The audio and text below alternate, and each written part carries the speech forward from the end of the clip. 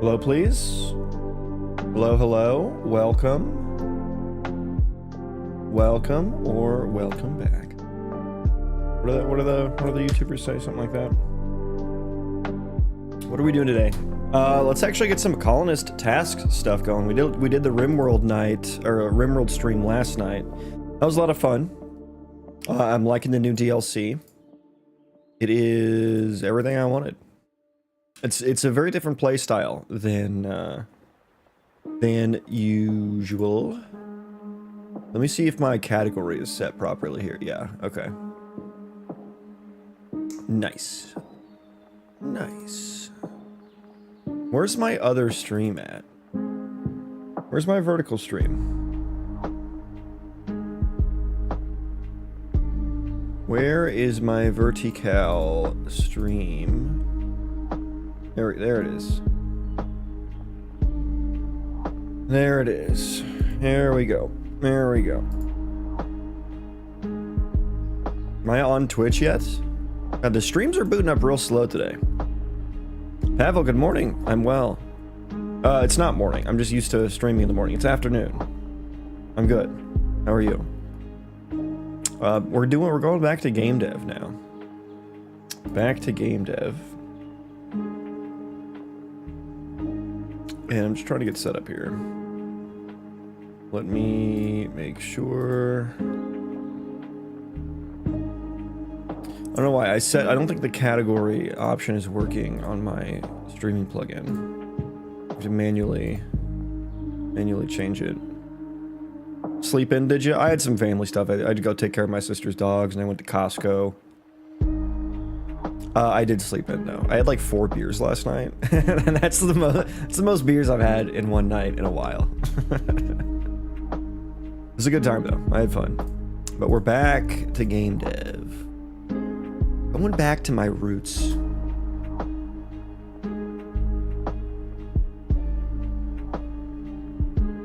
Oh, you were watching the VOD when I went live? Hell yeah. What did you think of RimWorld? And let me remind myself where I was. It's so weird when you walk away from game dev for too long from the project. It's like, what even was I doing? And I worked on this yesterday morning too, so it's not like it's been that long. Oh, right. I was working on making the tasks do things. Right, okay, so I'm trying to fill out, right now I'm trying to fill out my area thing.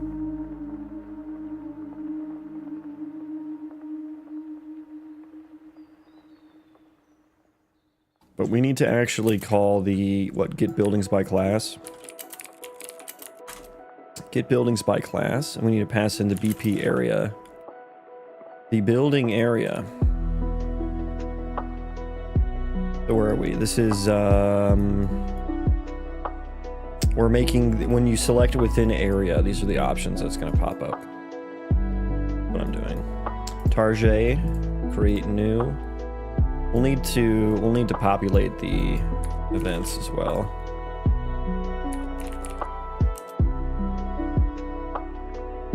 But it looks to me as a combination of banished and oxygen not included.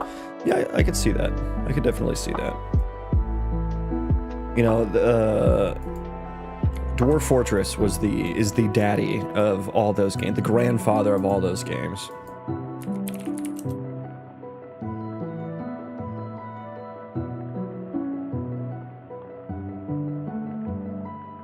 So they've all got a little. They all come from that, you know.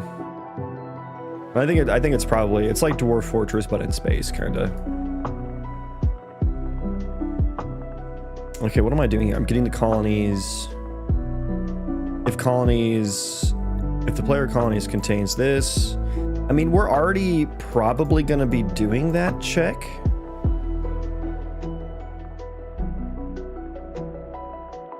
I don't know that we need to do that check. Because we should never get here if... they're not in the colony. Well, I guess they could, like, get kicked out of the colony. I guess they could get kicked out of the colony, like, mid-conversation. Okay, how about this? We're going to check at the beginning and at the very end. Whenever we start to execute the task, whenever we go to do that, we'll check and make sure that they're actually in the colony before we do it.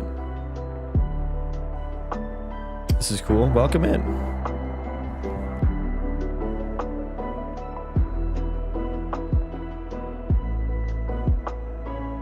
I just gave you a treat. You have to be good. That's the rules. Sit. Marcy, sit. Sit. Yeah, I've never played Dwarf Fortress either. I've watched it played, but I've never played it myself. Okay, so let's do rate matching event on within, what is this? On within area target selected. They're starting to get a little wordy, aren't they? And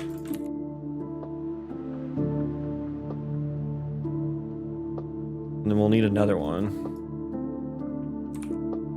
This will be on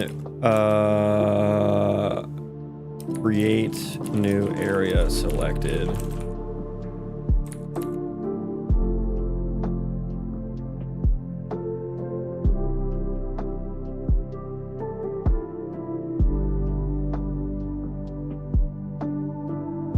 Back at it again, yes. Back at it again with the game dev. Y'all remember that meme? Were you guys too young for that? There's a meme where this kid would just wear Vans. Like, back at it again with the white Vans. The Damn David meme. They got invited on, like, Ellen. On, like, talk shows and shit. It was back, this was back when, like, mainstream media first started finding out about memes. It's cringy, yeah. Okay, let's see here. We're gonna loop through all of the building areas, and I guess we just need to get the names of them. How do I store the name on the building area? Do I store that individually here? I think it's in C++. I think it's just a nickname on the building, actually. Let's close some of these. It's getting a little messy.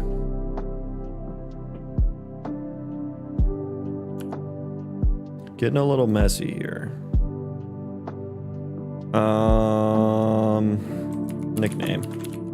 Okay, it's just on the building. Okay, so I think we just get the nickname.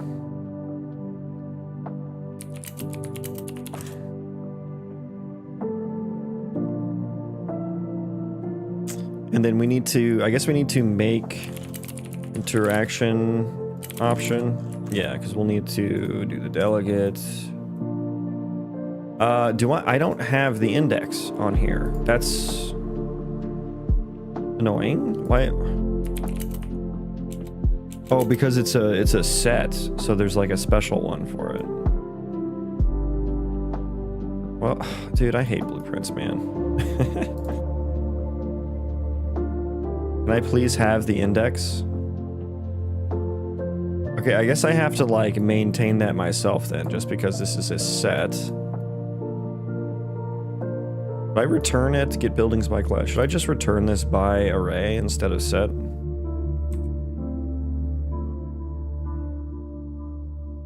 I'm storing it as a set, but that doesn't mean I need to return it as a set. Still want to store it as a set, of course. So we'll just do this, and then we can do what? Array? There's a function on here, right? Okay, yeah, we'll just do that. So let's rebuild. Let's rebuild.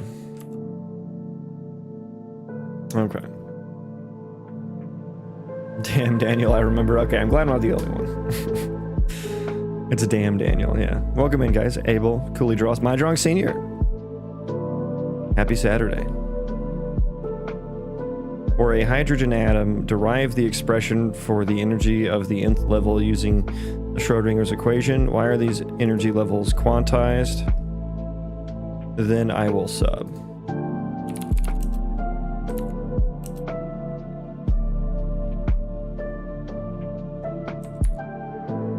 There you go.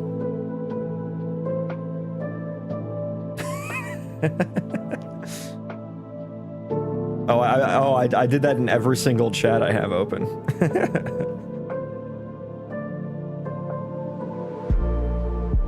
Have Gemini create a detailed research. I just fed that. I fed that question to Gemini real quick, and I just copied the first thing I saw.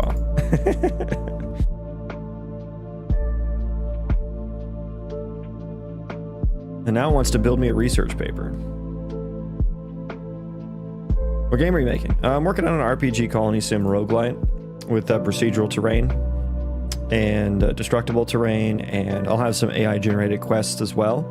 Very sandboxy type game. How much of UE5 development is free, or no, there's no cost, 0 cost until you make what, like $1 million or something, or is it 100,000? I forget. It's free until you make a certain amount of money.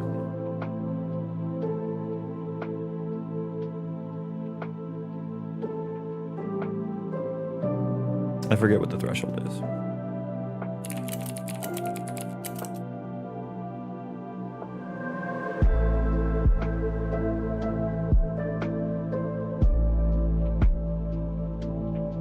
Per license for companies generating over 1 million. After you get 1 million, then after you get 1 million, yeah, after you have yacht problems, then you can figure out how much it costs.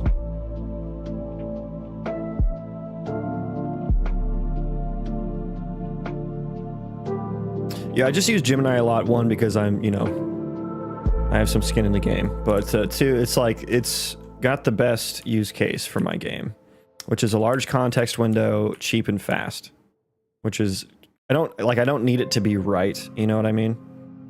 I don't need it to be right. I need it to be creative, fast, and I need a big context window. You don't really need to be right when you're just generating quests, you know? Okay, we can create an event for this. This is going to be on area selected.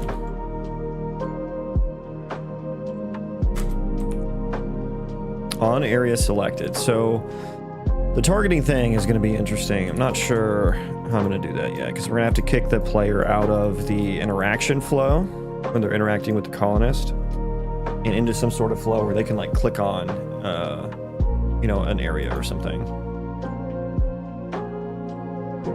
Thoughts on pirate software not supporting stop killing games? Yeah, he had zero. He was incredibly misinformed.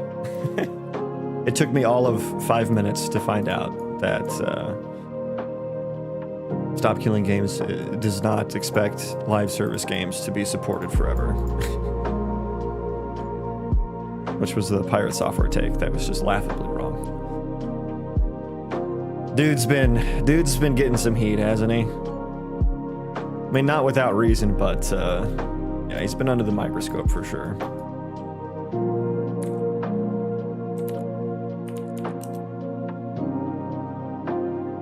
We're just chilling today. We're just chilling.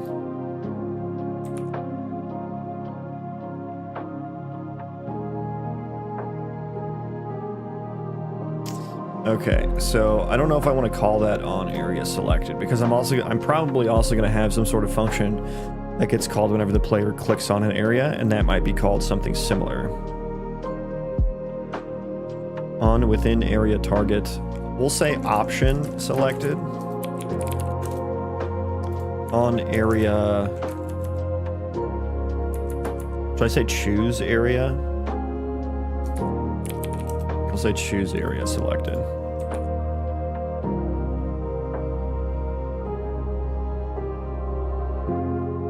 There was a movie that got an Oscar built on UE5. How is movie different from game development? Well, you see Life Facts Fun. A movie is not a game. You cannot interact with a movie.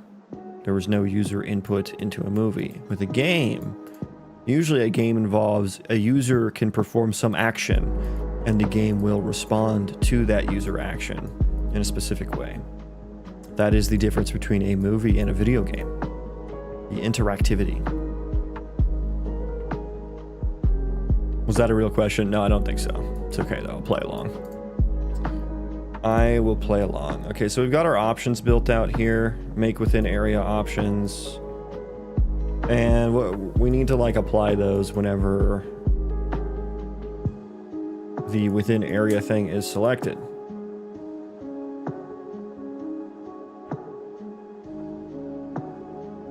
Where'd it go?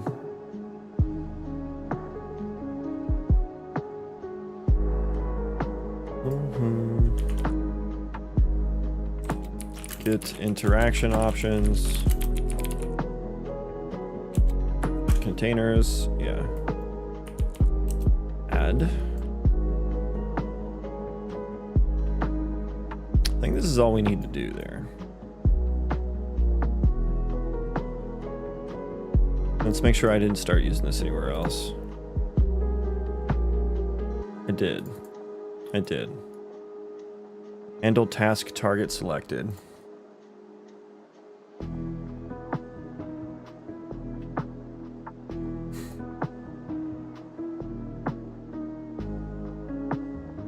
Handle task target selected. What do I do that at? What am I doing? On task target selected. Wait, do I do the? This is why I should have finished this before I stopped. So when the task target gets selected, show targets, run within area target option selected.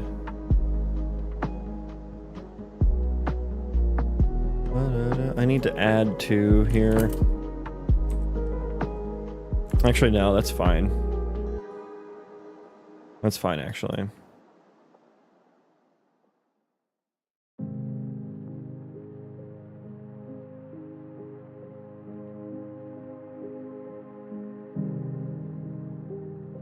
Where are we at right now with this?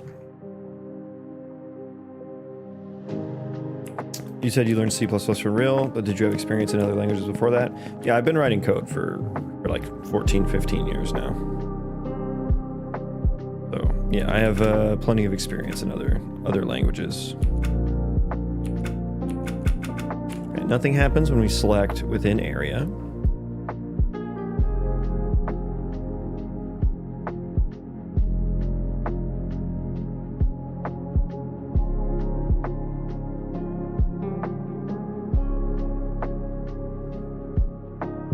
This was not supposed to go here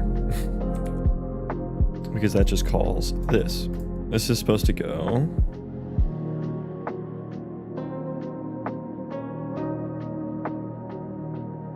here. There we go.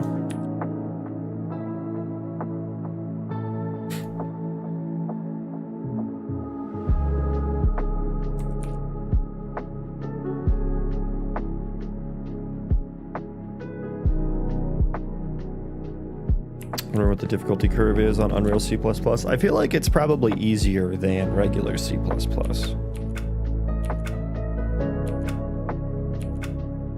Okay, there we go. Now, if I create an area, does it show up in that list?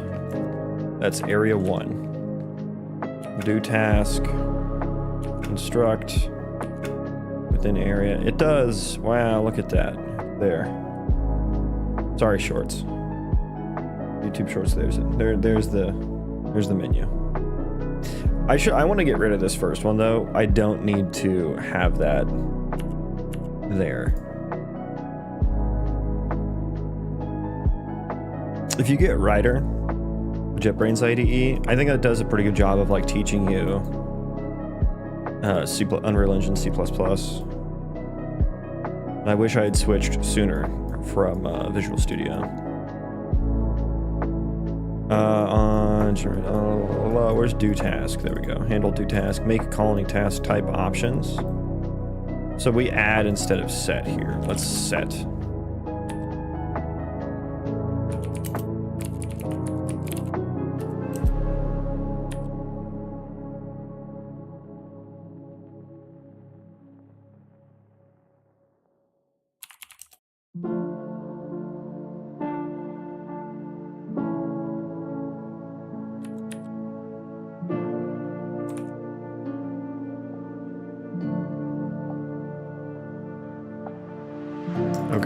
Is that first entry gone?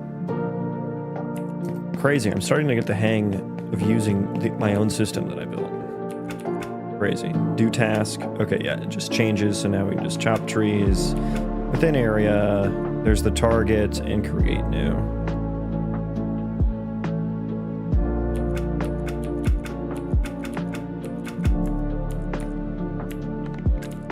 Let's create a couple different areas. There's one, there's two. So we have 2 areas. Do task. Yay, they're there. Okay. Now, I don't know what I'm gonna do when I have to handle like a lot. You know, I'm gonna have to handle a lot there, potentially. So we may need like a scroll or something. Search box could also be in play. But that's probably not very user-friendly. We have a resident physicist here. Okay. Let me answer his next question here. Let me think about it for a second. Oh god, I accidentally pasted in a bunch of I accidentally pasted in a bunch of Unreal Engine blueprint nonsense. All right, Thean, I got you. I'm thinking, okay? I'm thinking. What are the benefits of using Writer over VS Code? Well, I meant Visual Studio. Did I say VS Code? Oops. I meant Visual Studio. But it's better than both of them.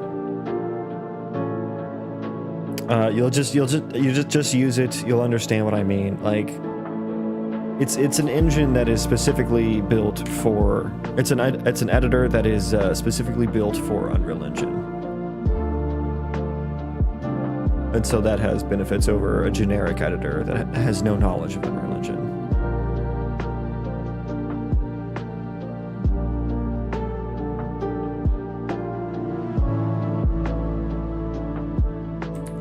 There you go. Crystal field theory. That's the answer. And Ligand field strength.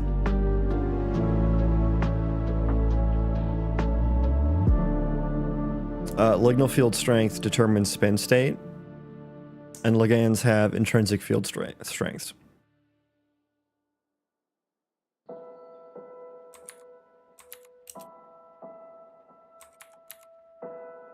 Can I not type in my own chat?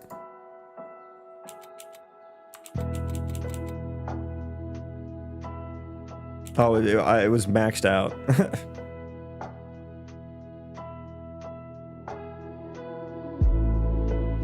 Okay, enough fucking chat GPTing physics questions.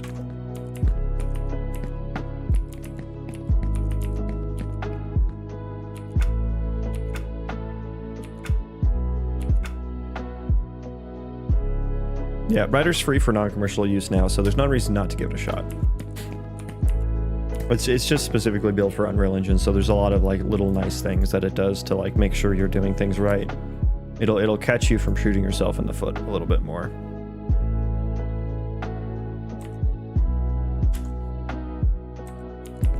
Have you used Material Maker? Never heard of it.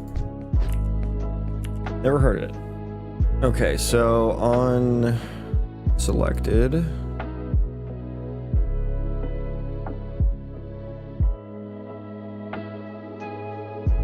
On choose area selected, so let's make another function. Handle choose area selected. We need an interaction option as our chosen option. This will be which area was chosen. And when we do this, we need to set this on the colonist task somehow. Set members. Now we may need to do something here.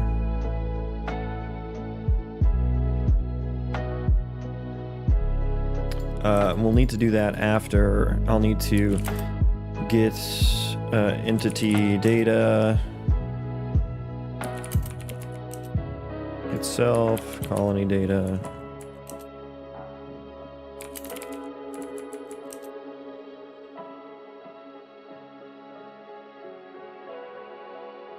Okay, if that's valid, then we want to get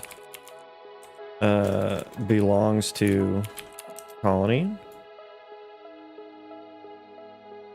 Get area. Get buildings by class for area.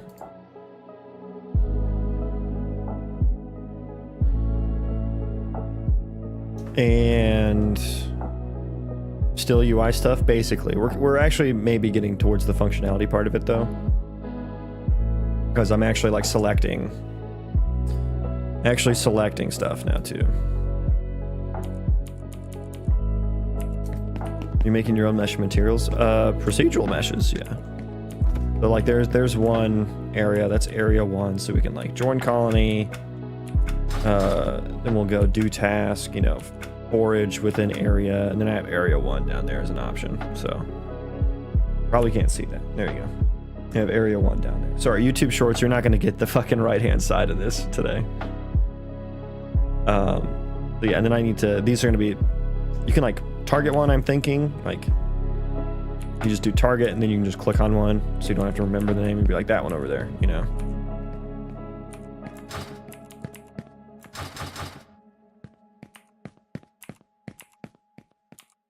Wait, okay, so now we don't reset the fucking... Okay, so when, I guess when the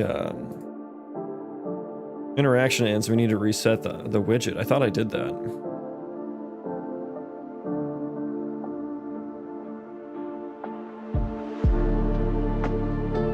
We set the widget to all.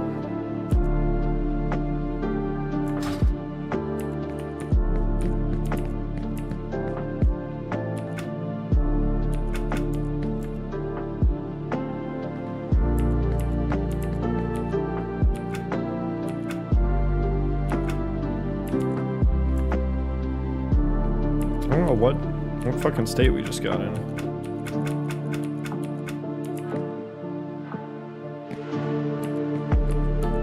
Hasty, welcome in, buddy. Welcome in. Take a look at the world. Here's the game. The fun non-UI part of the game. This is the procedural terrain algorithm. So it's gonna be RPG Colony Sim Roguelite with procedural terrain. This is just one small section of the world that's being generated. And we've got underground caves as well.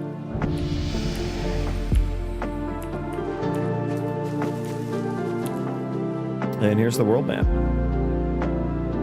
So these are all like individual zones here. Each color is like kind of a different biome.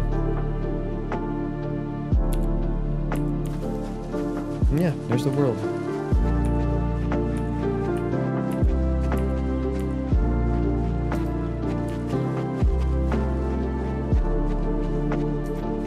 What are ways to optimize performance in Blueprint logic to avoid frame drops? Things that are blueprint specific. I think the blueprint specific thing you'd want to do is not use blueprints. All of my tasks happen on the background thread, which requires C++, so that's how I keep it performant. I guess the only thing you would need to make sure to do is you would want to use state trees instead of behavior trees. Behavior trees tick every frame, so they're not very performant. State trees have a variable tick rate, so you can kind of choose when they tick if it's important.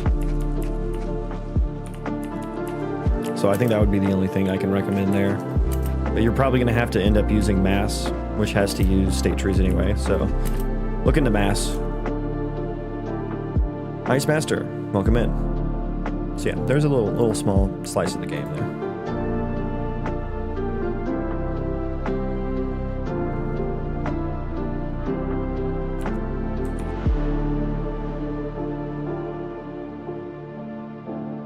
Okay, on choose area selected. I did a handle for that, right? Didn't I? Yeah, there it is.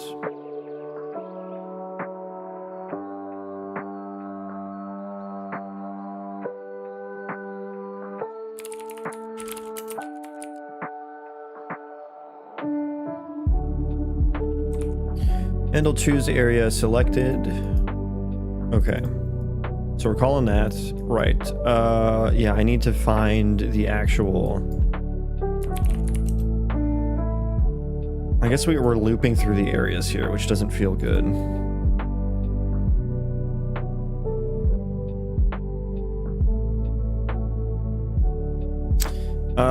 I guess I should write a C++ function for this.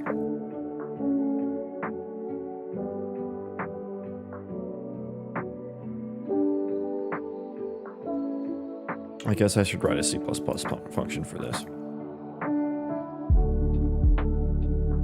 That's gonna that's not gonna scale very well. I get buildings by class. God, I wish I could like. Should I make something to like attach arbitrary data to an interaction option? That might be kind of nice, because you know there's like an event payload or something, right? We have option ID, option text. I was intending for this just to be the user interface representation of an option, so I was intending for it to be pretty bare bones.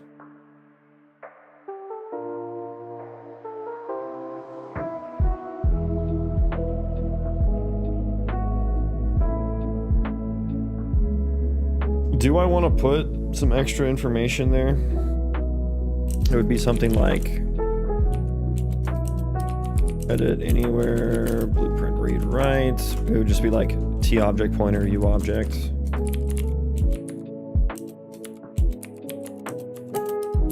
Optional object 1. Which language do I choose to learn? C++ or Java or Python as my first language? Not the first one. Don't do C++ first. Java or Python are both good options. See you later, kiddo. Bye, my drunk senior. Take care. This is good. You're good. Assembly is good for starter. I had to take an assembly language class, and in the 2 years of college I actually did do. I had to take an assembly machine code class, and we had to do assembly language, and it was so bad. It was so bad. Maxine.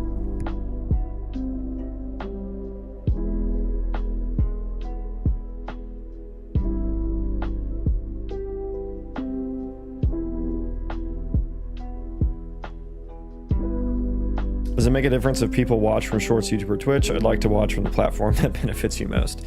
Well, first of all, Twitch would get mad at me if I said something. If I said an answer that wasn't Twitch, but the real answer is it doesn't really fucking matter right now, because I'm making, like, I don't make anything from any of these streams at all. So, pick your poison. Hey, Deb, new sub. Thank you for the sub. Welcome in. Private account. Welcome in, private account. It would be nice to have like some optional object there, I suppose.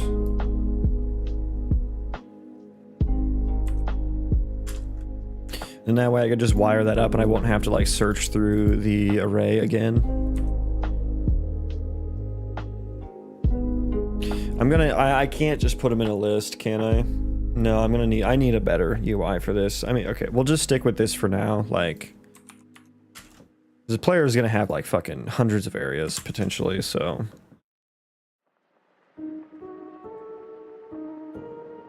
I need like a whole UI to choose that from. YouTube probably better experience minus chat. Don't ban me, Twitch. I didn't say that. Yeah, so there's this streamer, his name is Nutty. And when I was trying to find some ways to like set up my stream and do different things on my stream, I found his videos on YouTube. And I guess he's like a programmer, but he doesn't do anything in the software and game development section. He's only in just chatting. But anyways, he makes like a bunch of streamer tools. He's like a programmer that just makes like streamer tools and stuff. But anyways, like some of his tools are like a multi-chat thing. Like I have YouTube and Twitch chat show up in the same feed. That is technically against Twitch TOS. I mean, it's kind of vague, because they say like you can multi-stream. It's their like simulcasting guidelines, and they're super vague. But they say you can't do anything like the experience for people on Twitch has to be the same experience of people on other platforms. Like you can't give an inferior experience to your Twitch viewers. It's like, okay, that makes sense. And yeah, I get the idea behind that. Yeah, you can't, like, you know, if you're going to stream in a certain quality on Twitch, you need to stream in the same or worse quality on other platforms. I get that, you know. That way, you know, Twitch isn't losing out, and that makes sense, and that's totally fair. But then in the same guidelines, they also say, like, you can't put both chats on screen in the same feed, or in the same, like, you can't have them both on screen, which is directly invalidates the first part of the guidelines, right? Like, if you don't show the other chat, Twitch does miss out. They miss out on all the other chats happening on the other platforms. So it doesn't make sense. But anyways, this streamer Nutty, he makes these tools to like combine chats, and he would always say that. He's like, I know it's against guidelines, but no one's ever been banned for that, you know, so it's fine. He got banned one day. It was a couple weeks ago, actually. He got banned, and I guess he was working on getting a TikTok chat working, because he has like a multi-streaming app basically that you can download. It's called like StreamerBot or something.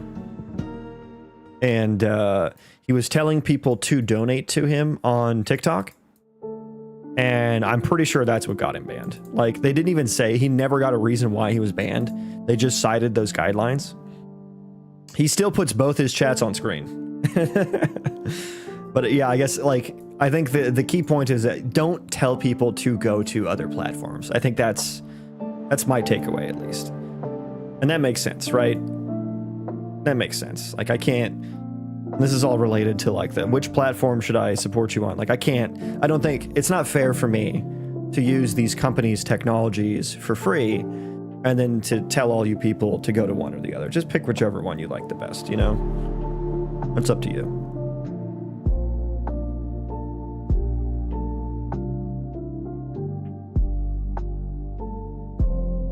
Twitch sucks, ads every 2 minutes. I mean, that depends on the streamer, right? I only have mine set up for pre-rolls because I hate midstream ads. You don't get midstream ads on mine, do you? Like, I would rather... Like, I was thinking about whether I wanted to do the ads every hour or whatever. You have to have 3 minutes of ads every hour to turn off the 30 seconds of pre-roll ads. And it's like, when I'm searching for someone to watch, the pre-roll ads are annoying. But what's more annoying is actually 3 minutes of ads every hour is actually a fucking lot. Like, that's actually a lot. Or like 90 seconds of ad every 30 minutes. And when I'm like working and I have something on in the background, and it's like jumping to the same annoying ass ads every fucking time, every 30 minutes, every hour, it's fucking annoying. And so I actually think the pre-rolls are better. And like, of course, I want to like talk to you guys as well. And I'm gonna be talking about something, or we're gonna be working on something, and all you guys are gonna fucking miss out, and it's gonna like disrupt the conversation, or I'll be like in depth explaining something, and then 3 minutes of fucking ads happen. I feel like that's the worst experience for live content. Ads bad no matter what form. Well, yeah, I mean, ads suck, but also this is all free, so that's pretty sick, honestly. Like, the technology required to live stream to any number of people anywhere in the world is pretty insane. And the fact that we can do that, we've figured out that companies have figured out a business model to make that free. That's pretty sick, to be honest with you. That's pretty sick. So I hate ads. I work in ads. I literally work in Google Ads. So I hate ads, but, you know, I like that they make things free. You know, Google Docs, Google Sheets, great fucking products. Wouldn't have got through college without those, you know, the 2 years of college I did. I don't see any other chats. Must have been nothing. Must have been the wind. Why don't you try Unity for this game? Why don't I try Unity?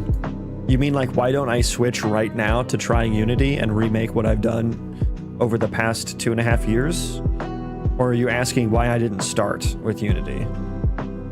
The former is a very facetious question. The latter has an answer. The latter is a fair question.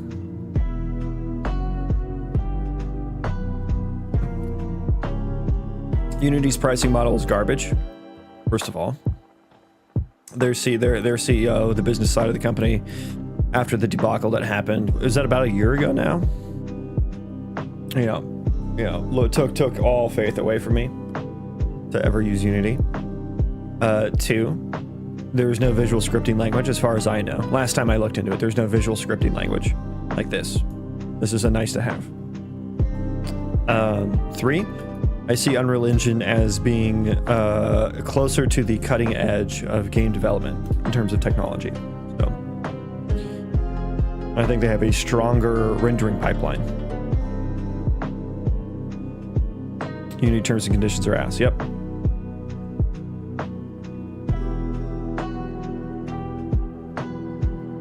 Just click the port to Unity button and you're all good. Yeah, I forgot how Epic put that into Unreal Engine. I forgot they put that port to Unity button in Unreal Engine. That's funny. Yeah, they messed up big with that decision. Yeah, they like reneged it, so it's like slightly better now or something. I forget what it's too late though. Reputation sullied. Visual scripting is not optimized. Yeah, it is. I mean, these are all C++ functions. Get buildings by class. This is it. Look, click on that. Look, here's the function. It's all C++. The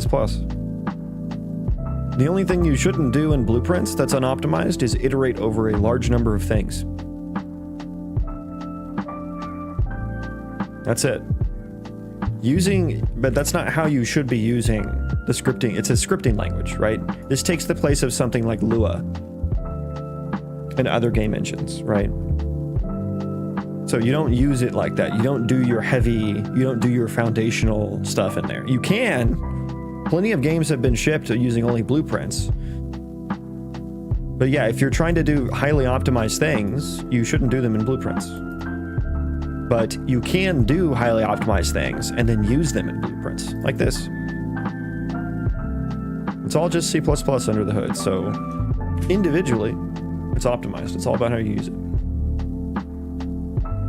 How much experience you got with UE? About 2.5 years. Working on this in my free time.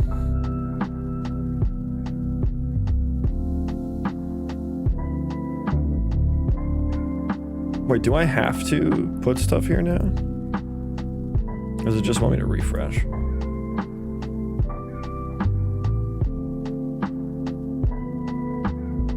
I have to manually refresh all these nodes. That's so annoying.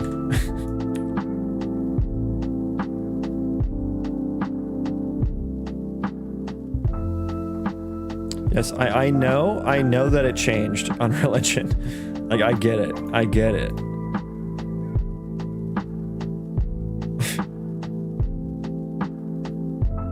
At least I don't have to remake them.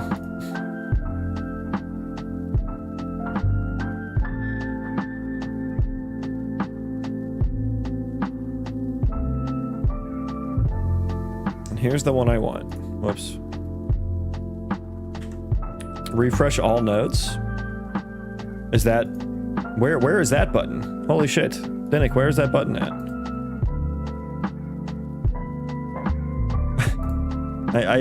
This would have been a perfect time for that button.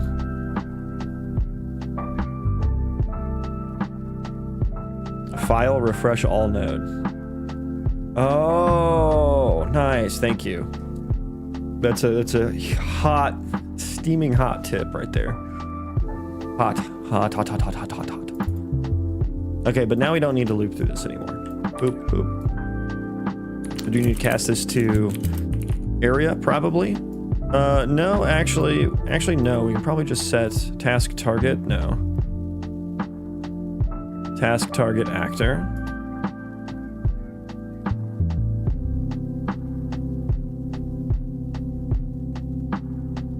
Oh, it's a U object. I do have to cast to actor though. That's about it though.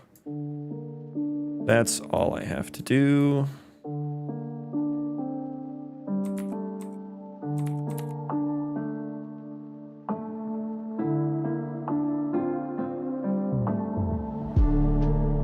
Yeah, I guess I don't need the colony data there anymore either.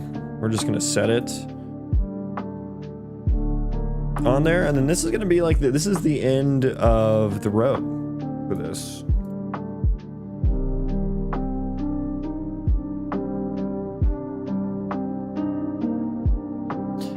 Yeah, but Red Dead Redemption 2 is very insane with graphics and no lag, but PUBG PC is very laggy. What point are you trying to make there? Yeah, there are different games that work differently. I'm not sure what point you're trying to make. I don't know if you're still trying to compare Unreal Engine and Unity and cherry picking two games to prove some sort of point or not. Then Karada, welcome in. What's up? Piotr, welcome in as well. Be cool if Unreal is available as rendering engine without the editor. I mean, you can do whatever you want with the source code. You can make your own editor if you want to. So you technically can do that. It's trend, yes. You already said that, and I just read it. What point are you trying to make?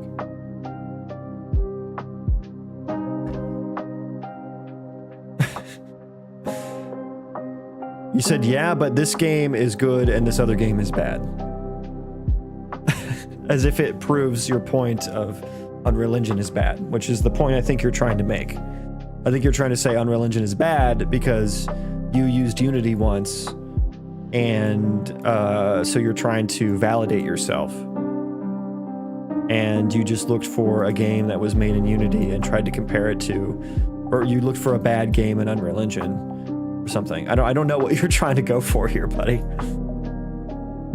Use whatever engine you want to.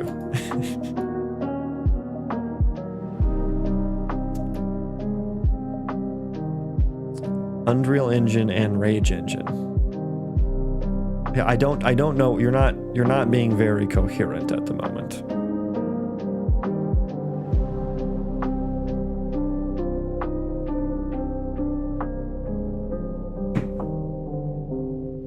But I suppose we need to end interaction here. And for this colonist task, we need to put this like on the colony data. So we actually do need the get entity data BP itself. Colony entity data. If valid is valid.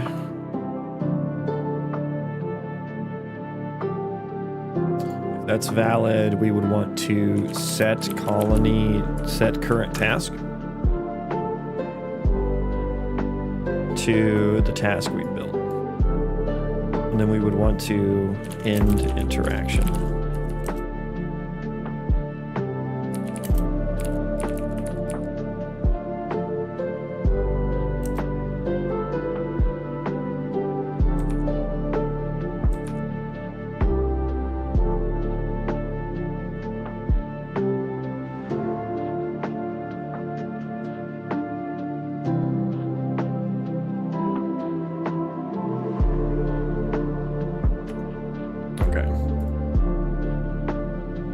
So what we need to do is we're going to pull up the visual logger, because then we'll be able to see his colony task. We'll see if that actually gets set properly.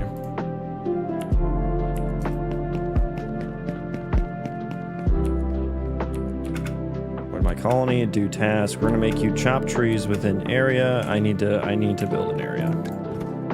You're going to chop trees within that area.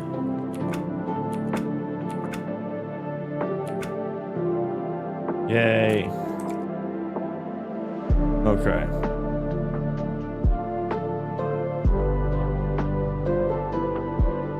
Colony data, current task. It is set to chop trees. Oh, we need the duration as well. I don't know. Would you guys want to select a duration in that scenario, or do you just want them to chop all? I feel like most of the time you just want them to chop in the fucking area, like until they're done. And this is just like this isn't even going to be like the optimal way of doing the colony sim. Like this is just like the first. This is when you have like one colonist. This will be how you do it. I think for the most part you'll want to set like manual priorities. Not manual priorities, but automatic priorities. But you do need the ability to give them like one-off commands, basically.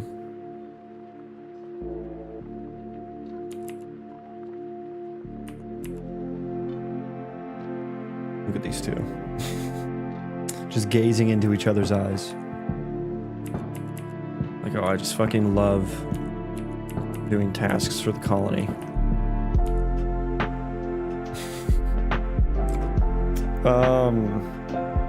But yeah, I have the duration selector. The duration selector, which is, what are the durations again?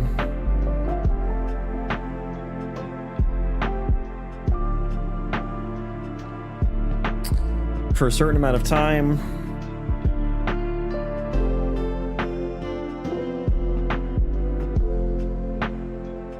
Once. Do the task once. Until a certain amount of items are gathered. Oh yeah, I turned the volume up. I think it's usually right there. I turned the volume up last night when I was playing RimWorld. Thanks for the heads up, Dinnick. Forever. Keep doing the task forever.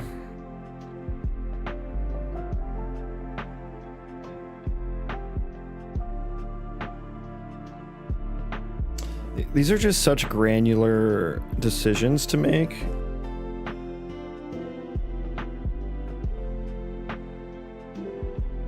That I don't know. I don't know, like, if I should even bother with letting the player select it. Because, like, of course you would want your colonists to go, like, eat and sleep if they need to. I would think.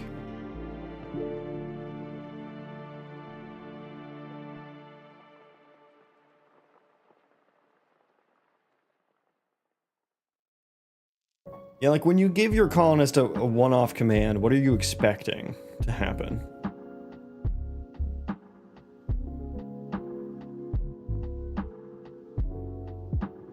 Like, because, like, you might want to wake them up in the middle of the night to go do something important, and you wouldn't want them to go back to sleep. And for that, you might want to give them a one-off command for it.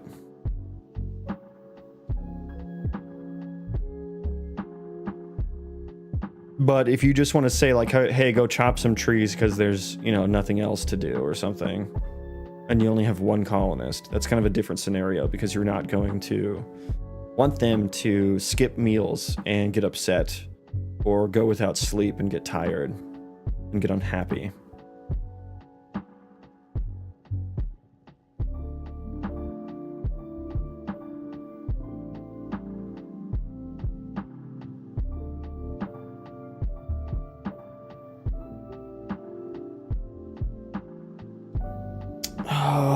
What do I like?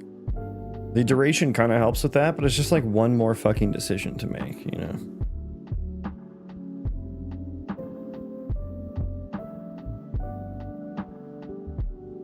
It kind of makes the whole thing like kind of annoying.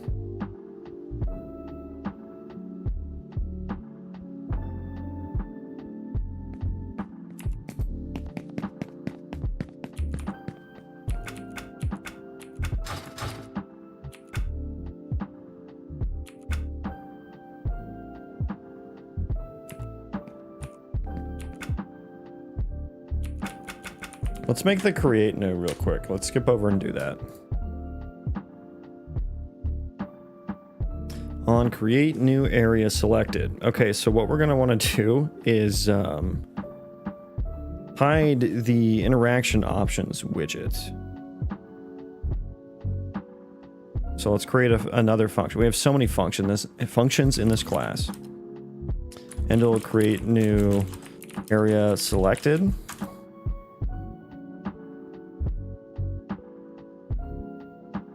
And what we're going to want to do is, first of all, call that here.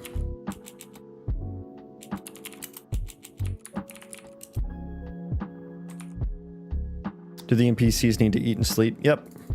Yep.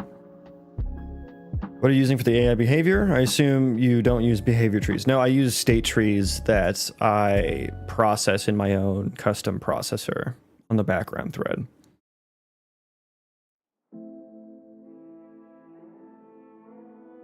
It's like I kind of manually tick them myself. And so every bit of code that happens within a state tree task is on the background thread.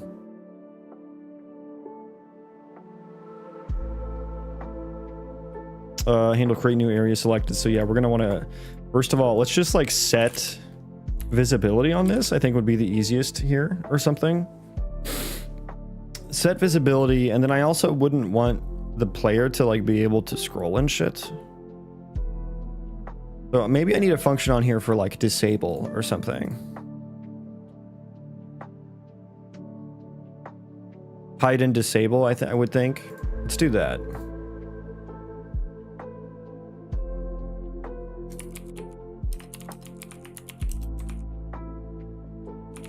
So set visibility.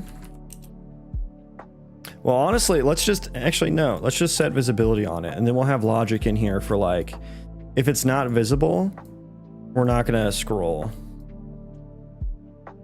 And that'll help do things. Yeah.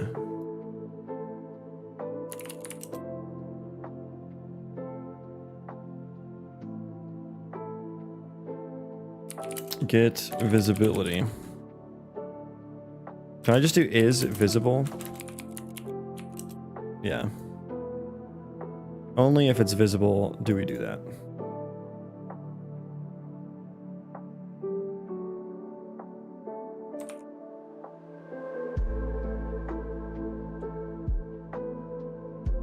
Because if you're going to clean the area of trees, probably would be better that he notices when he needs to do eat and sleep automatically. But I'm biased because of Kenshi and Dwarf Fortress. Yeah, I mean, there's two scenarios that I was thinking of. Like, one was, like, you know, something, you need a colonist to do something critical. And it's like a one-off thing, you know, maybe you need him to go tend to some person, right? In RimWorld, this happens all the time. Your medic is asleep, someone is bleeding out. You wake up your medic and tell him to go, you know, fix the bleeder, stop the bleeding. But in RimWorld, you can also like tell him to go back to sleep, right? So you might not want him to go back to sleep, even though he needs to sleep, even though he is tired and is getting upset and cranky, or he's starving, you know? So in that scenario, you wouldn't want him to eat and sleep automatically. But in a scenario where you're just like, hey, I just need some tree, I just need some more wood for a one-off building. Can you just go chop some wood for a little bit? And yeah, if you need to eat and sleep, do so. I mean, the player should be setting up priorities for everyone. So this is kind of like outside the priority system. Because then this is like a one-off command system, which will be how you start, you know, doing Colony Sim stuff. Is another one of these options is going to be priorities. She needs to get her priorities right.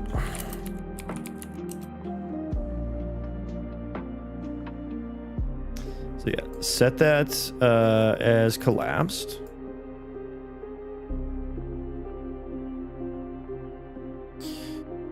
And where do I create the crosshair? Because I want to change the crosshair, and I've totally forgotten where all that happens at. Is that in the player controller?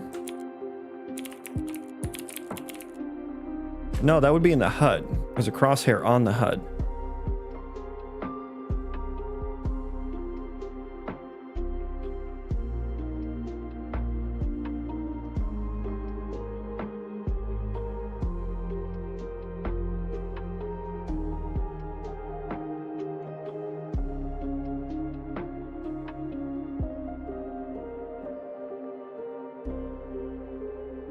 So do you use any system from Unreal and just modified it to run async, or is it a complete custom solution?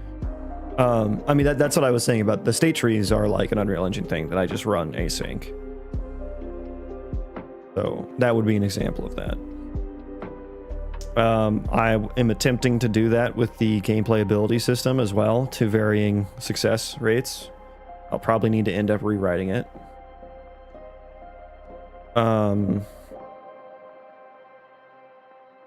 I just wrote my own ECS system, so I kind of bypassed mass there.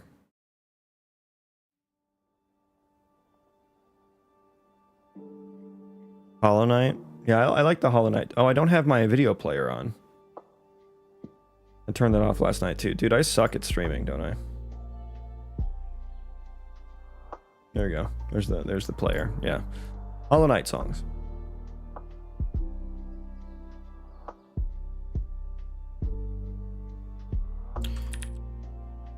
Moxie.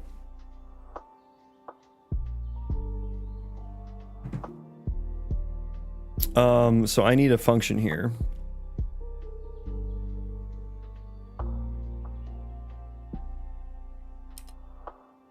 I need to like change to selector cursor or something.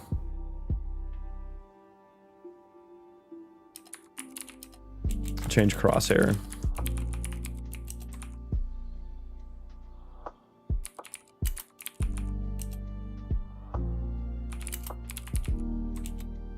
What is crosshair?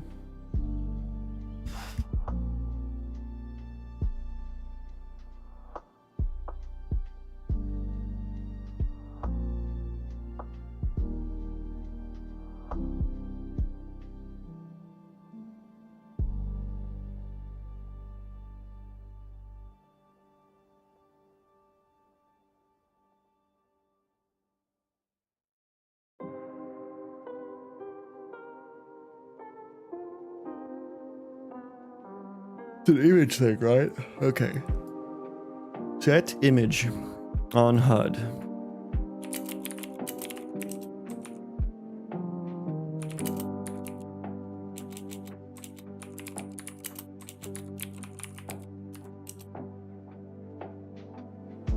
Why am I calling that change? I should just call that set crosshair.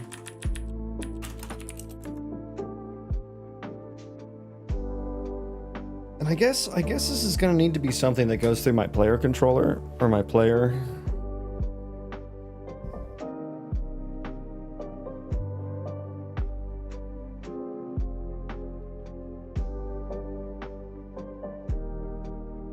Yeah. I'm still gonna need to use a function like this. I'm probably just not gonna call it from the NPC class, which is weird.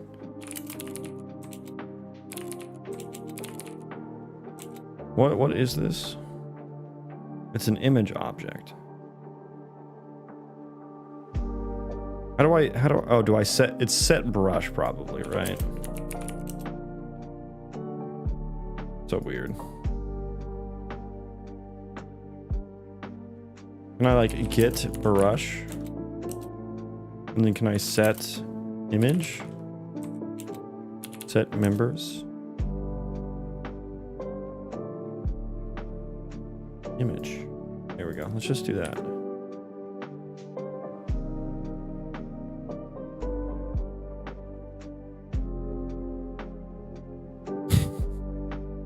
Code hard, crash harder. Loki Asgard is back to push commits and chew bubblegum. And he's all out of bubblegum. He's here to guard your commits and guard your ass. And he's all out of commits.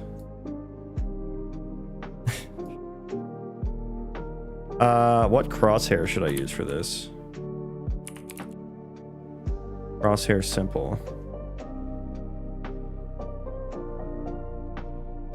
Oh, I got that from like a pack or something somewhere. I thought I had like a bunch of those.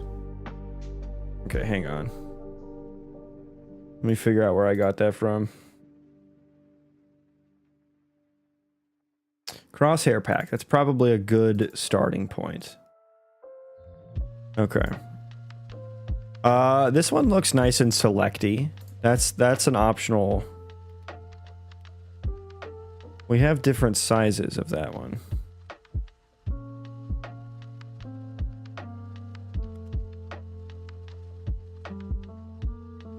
And I guess this is the one I'm using currently.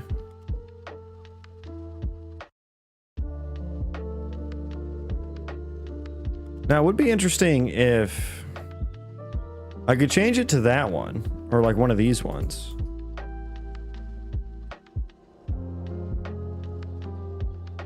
And then when you hover over something that's a valid selection, change to that one.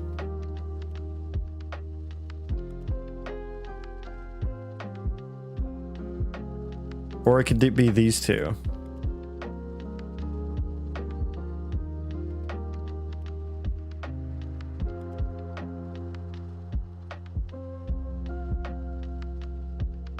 There's a lot of options here.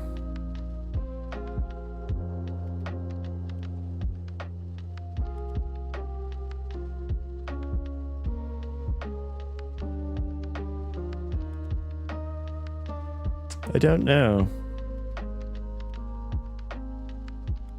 This one's not bad. Like, this one's nice and straightforward. To a custom one with different animations. Ugh, you overestimate me so much. I'll be fine. No, I won't. You don't know that.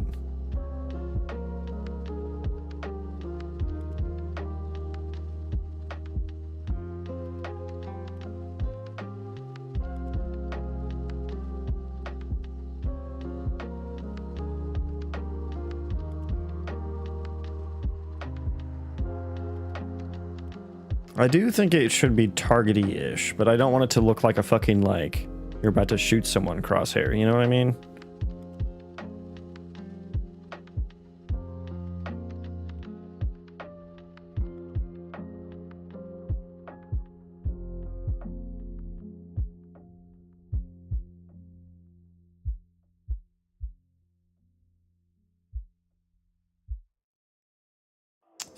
This is the actual hardest part of game dev, choosing a crosshair.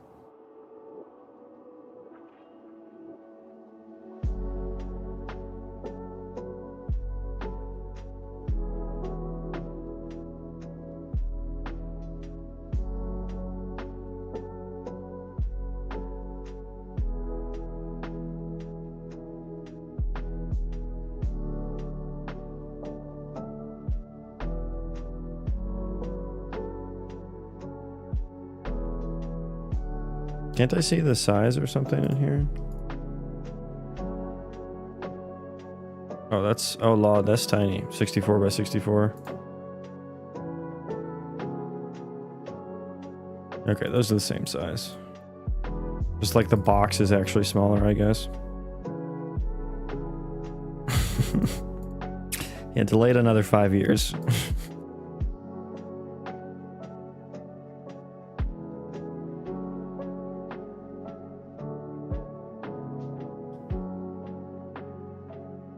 Why? They make these like so close to being actually the same.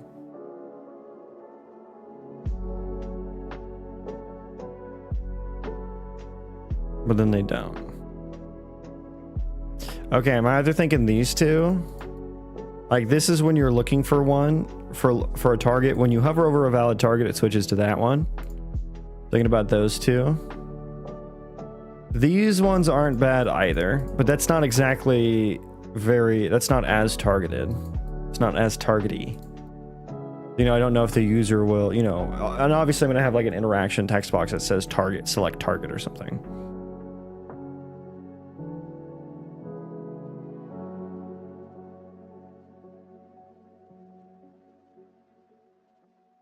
Or like these two. Fuck it, let's just go with these two.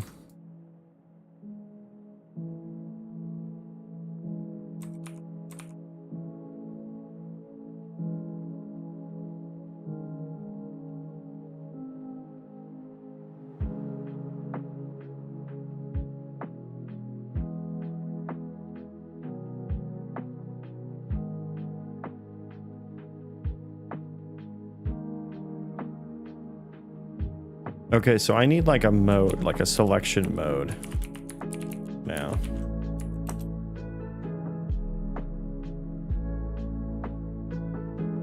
Oh, I was doing create new, wasn't I? Okay, now we're doing target.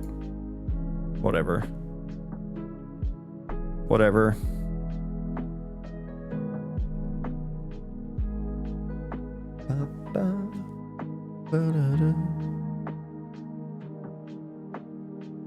We're target now. Sorry, I'm fucking sleepy today. I had a long day. I went to Costco, and that is just the worst. It's like fun because you get to buy a bunch of food, but then it sucks because there's so many people.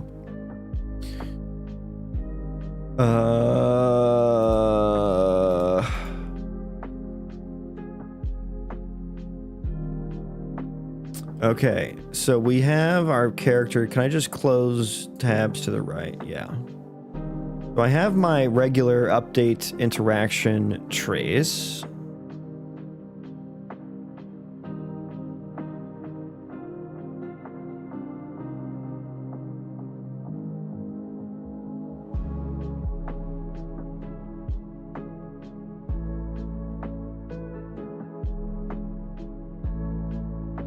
What do you think about beta decay? I think sigma decay is cooler.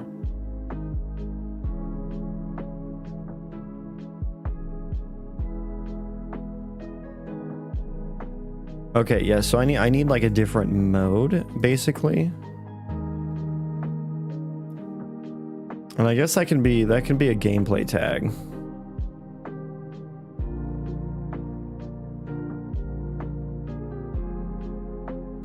I don't know, man. I don't know, Tenkarado, don't ask.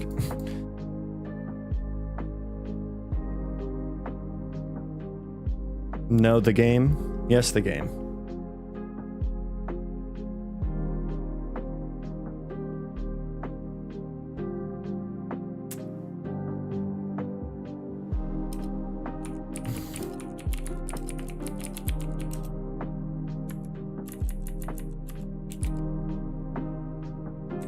Start select target mode. We're just going to add loose gameplay tag.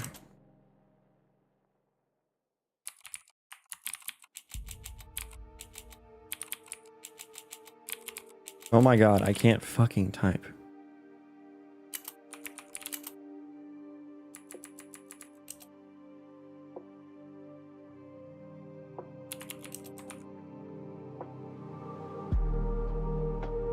Okay, let me see here. This is going. I need to make a new tag. We need to make a new tag.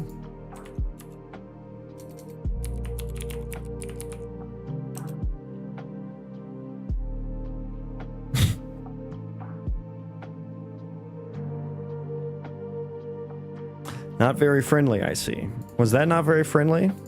Or did we both just not know what the other person was talking about?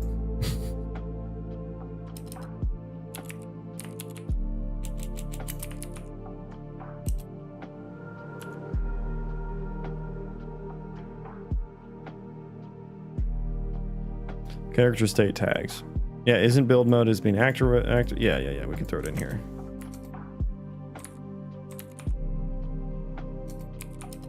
Is selecting target mode.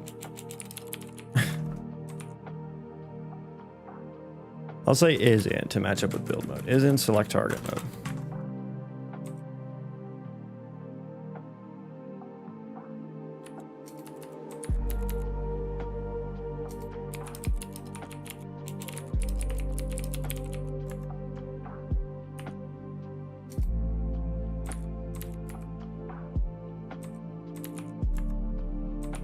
Okay, we have the tag made. So let's assume we actually have the tag there. So start select target mode. That's basically all we're gonna do. And I think we just need to then get HUD UI ref, and I have to do that here. Get HUD UI ref, set crosshair to crosshair. Yeah, that one. And then on tick.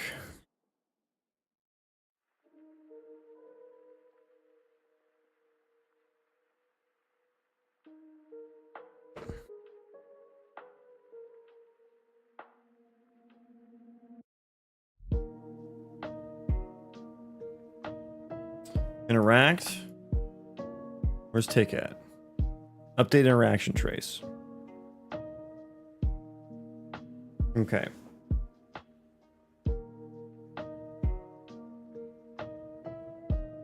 Is in build mode. Refresh interact. I just refresh it every frame. Why was I doing that? Interactable trace with the player controller if it's locally controlled.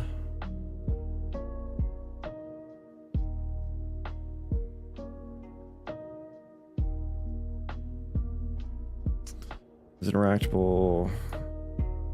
Yeah, and then I only like run this shit if it's not different.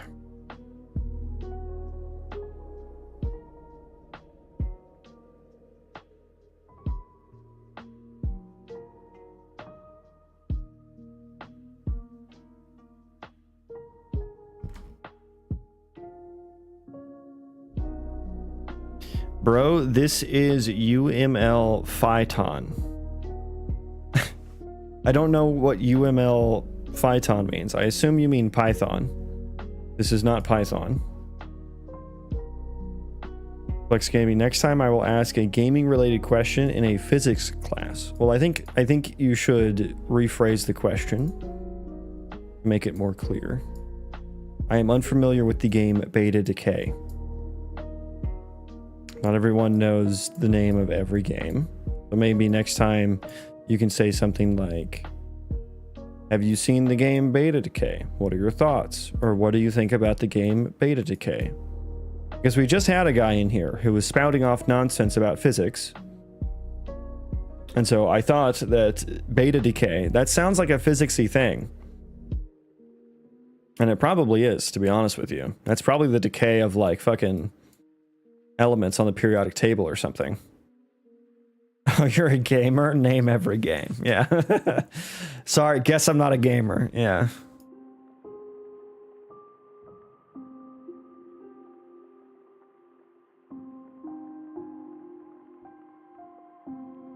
So yeah, it sounded memey about physics, and so I was trying to play along with the meme.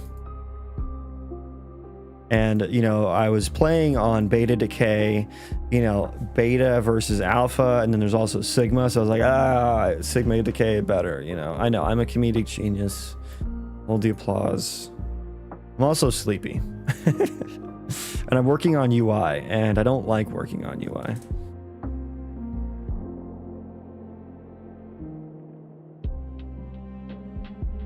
Is interactable. Yeah, so I basically just need to... I need to not do this condition here.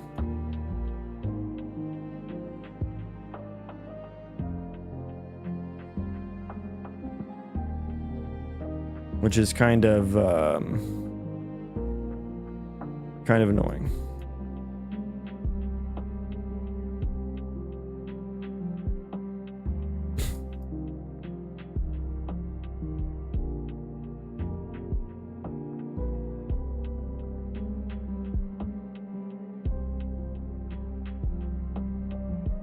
What do I want to do? I think I want to do, let's do a branch. Let's do is in select target mode. I mean, which will just be like, does it have the tag? We'll make a function for that. Is in select target mode. And then it'll just be like get ability system component.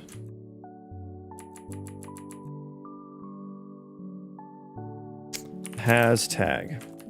Has loose tag? No, just has tag.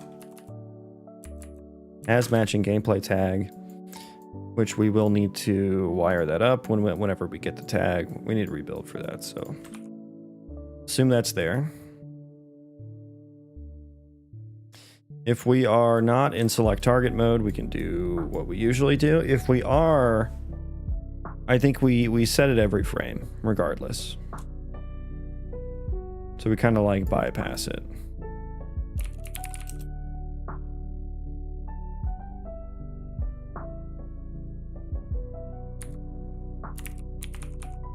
Bypass same interaction trace when in Select target mode. Okay.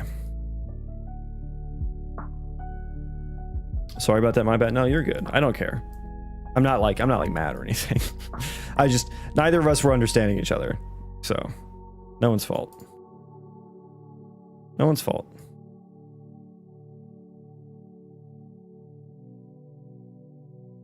Okay, interacting with is valid. Then we update interaction widget. Get interaction interface on the hit result. Update interaction widget.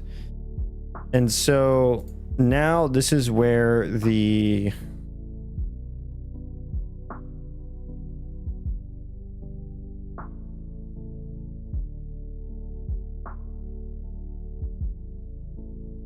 wait, did I already like... How am I bypassing this if we're already interacting with them, right?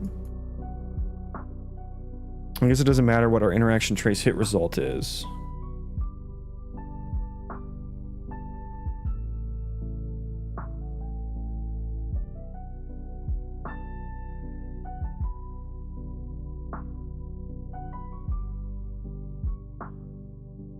Update interaction widget. So we're going to do that only if the interacting with is not valid. Right. Okay, so the interaction widget never updates.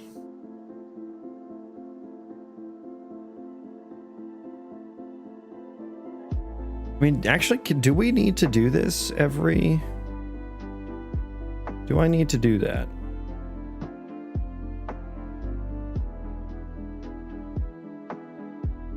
I don't actually know if I need to do that. I really just need to call update interact widget. Yeah, okay, so it's really going to be if is interacting with is valid, not Boolean. If it's not valid or Boolean,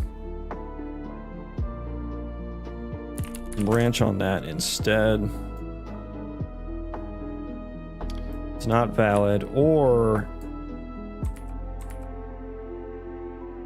we are not in is select target mode.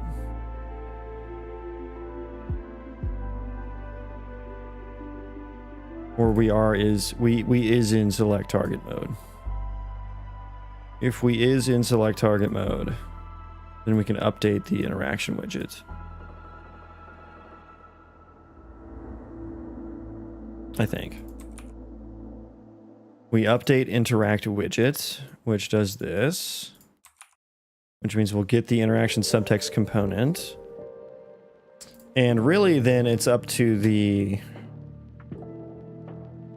humanoid NPC, which I need to like split these out into a different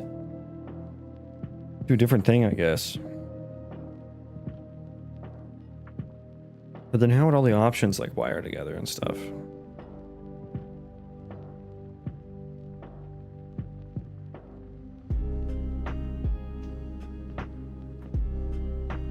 Am I fucking up by making all these menus programmatically rather than just creating separate assets for each like little sub menu? I'm thinking too much like a programmer, I think, instead of like an Unreal Engine developer.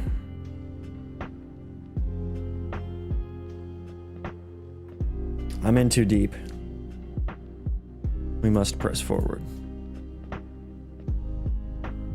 Wow, I clicked on the viewport and we've crashed. I do have to go feed my dogs though, so this is a good time to do that. I'll be right back.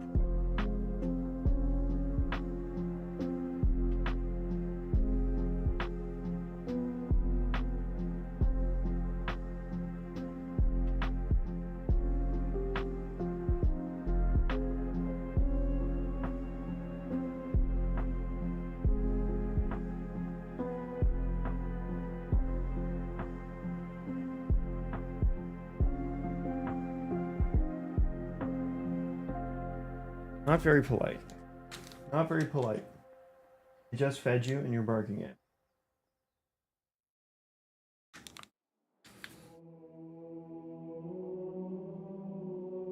Okay, we back. We back. You know, now that I think about it, it's probably the half a Costco rotisserie chicken that I ate that's making me so sleepy.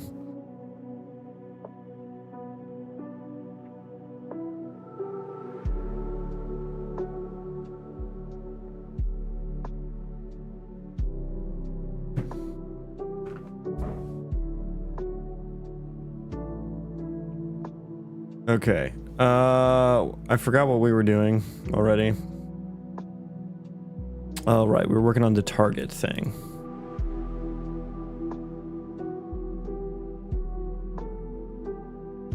And then I need the subtext components, or I need the interaction.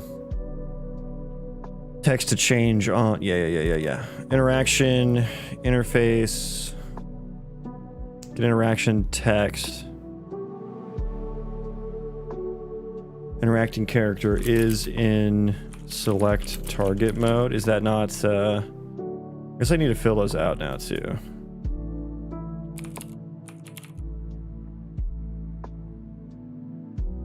And I guess I don't want to use the function.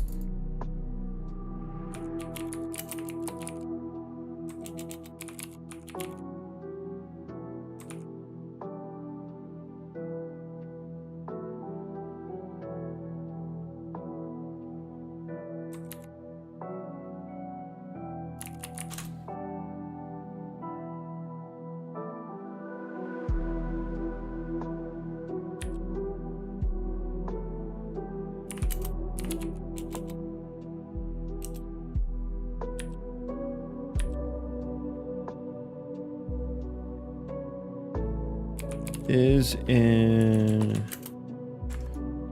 like target mode.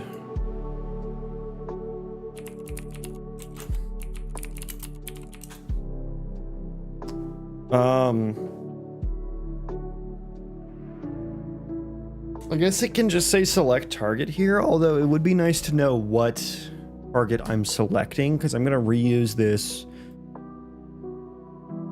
for... Oh my god.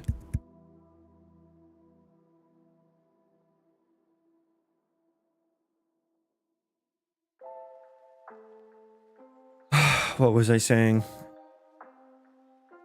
Select target. Yeah, so it might be select. Moxie, come here. Stop.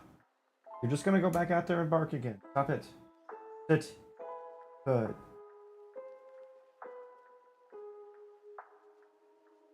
Okay, yeah, so you can... Moxie? I swear to fucking god, this dog. Sit. Sit.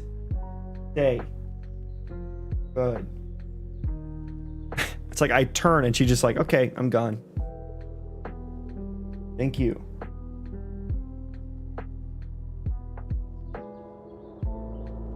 Yeah, you can select a, you know, it might be chop target tree. Right? She just left. My dog. She's gonna bark here in about 30 seconds. Watch.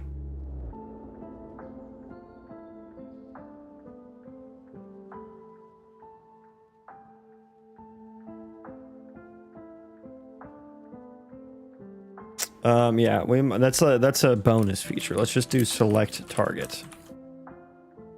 Select target. Although I do need to know what I'm targeting, right? I already should know what I'm targeting.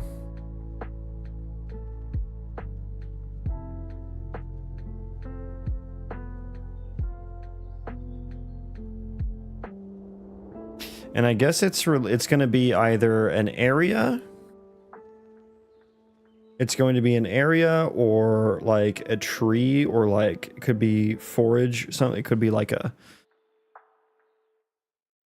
It could be like some. It's some ISM object or an area, right?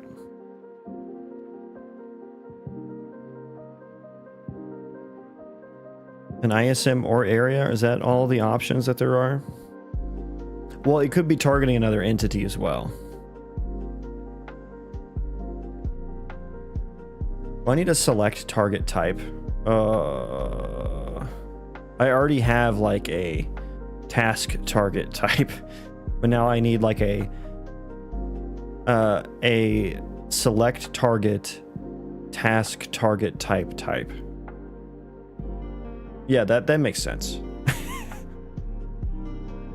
That makes sense. That's not going to be confusing to anyone.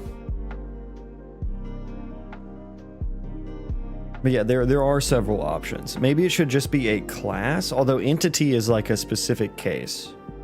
Entity, area, or class, I guess, are the three cases.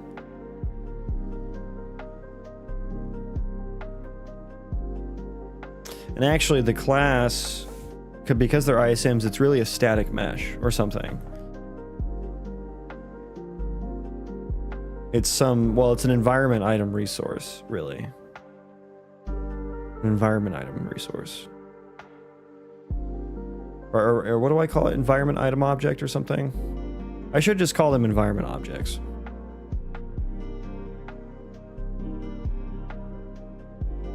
ENV object or something. Because yeah, you could like, hey, go tend him.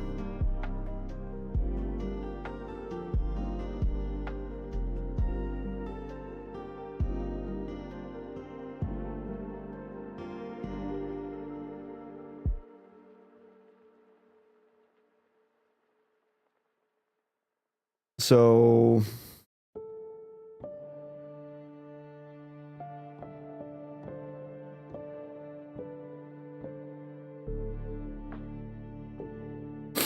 what? It's going to be like a specific, well, it's an ISM, so I couldn't even target a static mesh. It's like it's an ISM instance and an item and an integer. I guess it's more so just a trace hit result, right? But I need to store like what type I'm searching for, so I know which trace hit results are valid when I'm selecting a target, right? I can't chop a rock.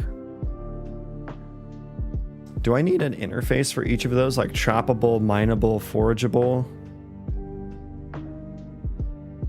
That kind of sounds, that sounds kind of yucky. An interface for each like type, each task type. Would it be for every task type?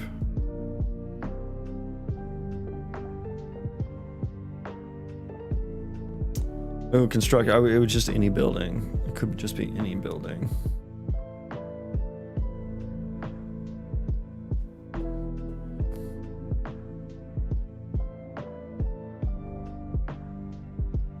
I guess I just grab the colonist task and then break to get task target, switch on that. No, task type, switch on that.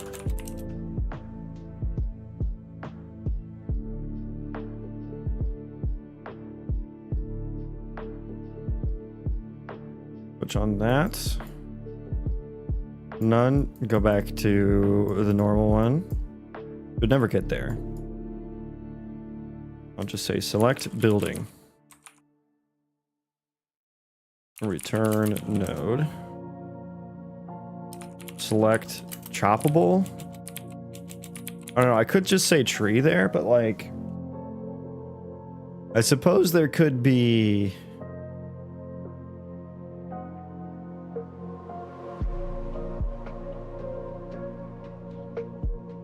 I suppose there could be like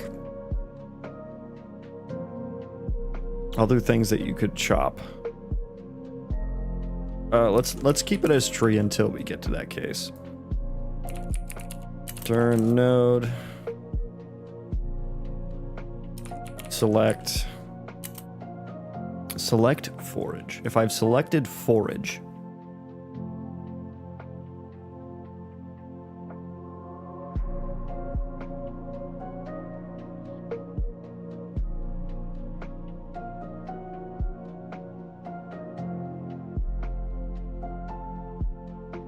hello, what is this? This is me trying to come up with a solution, a system for some game dev stuff. We're looking at Unreal Engine right now. What would you call, like, if you're trying to select something to forage, what would you say? Select plant. Is it always going to be a plant? Select herb. I could just be forageable. Select forageable. If we're going to do that, then select constructible. We might as well stick with that nomenclature, right? Select constructible. Select choppable. Select forageable. Right?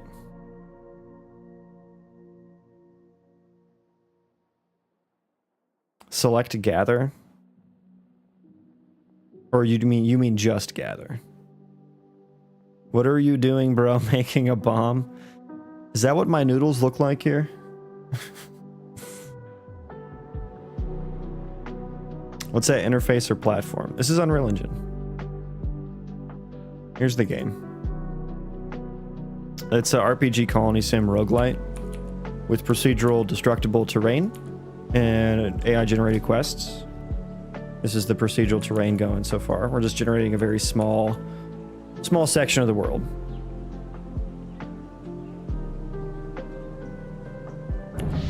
And here I am. And here's the map that got generated. So each of these are like individual zones with different biomes. The radius we're generating is probably about this big right now. So it's a very big world.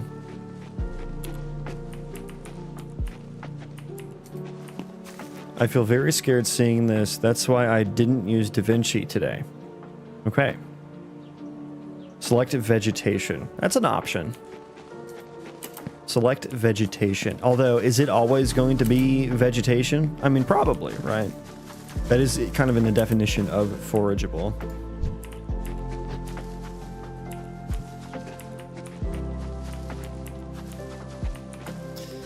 Making game like Little Nightmare 2, how possible? Yes, possible.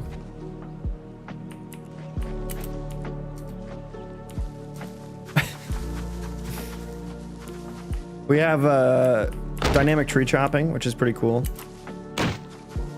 So wherever the axe connects, it actually deforms the tree at runtime.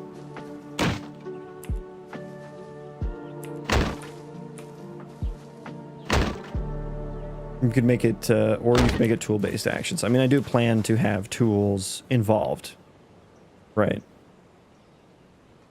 And I will need to, I don't have them yet, really. I don't have tool distinctions yet. Probably should. So chopped trees should probably be grayed out or something if they don't have an axe, you know? How? What is method? Method is game dev. Just learning programming, starting with JavaScript.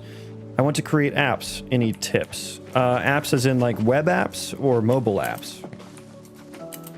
React might be a good move for you. It can do both. You can do React Native if you're doing mobile apps, or just React if you're doing web apps.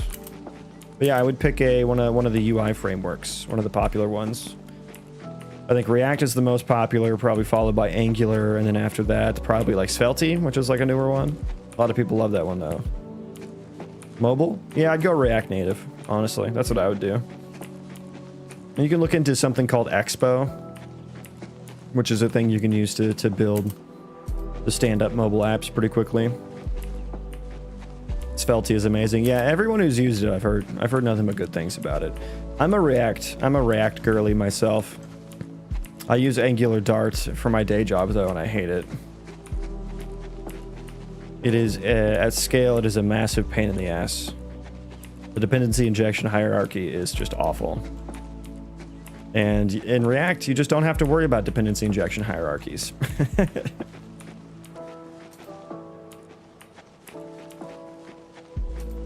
Yeah, I mean, if you're interested in learning the native code, you can do that as well. But you said you were using JavaScript, so I think React Native is the way to go if you're wanting to stick with JavaScript for sure. Svelte is great, but I don't think it's a good first choice. Yeah, I'd probably go React first, just because it's the most popular. I quite like it myself.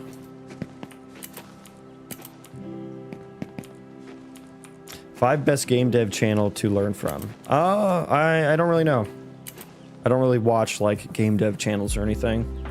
None like specifically. I just kind of pick stuff up as I go, as I need to. But yeah, welcome in everyone. I'm working on a video game. It's an RPG Colony Sim Roguelite with procedural terrain. Here's the world right now. We're just rendering a small section of the world.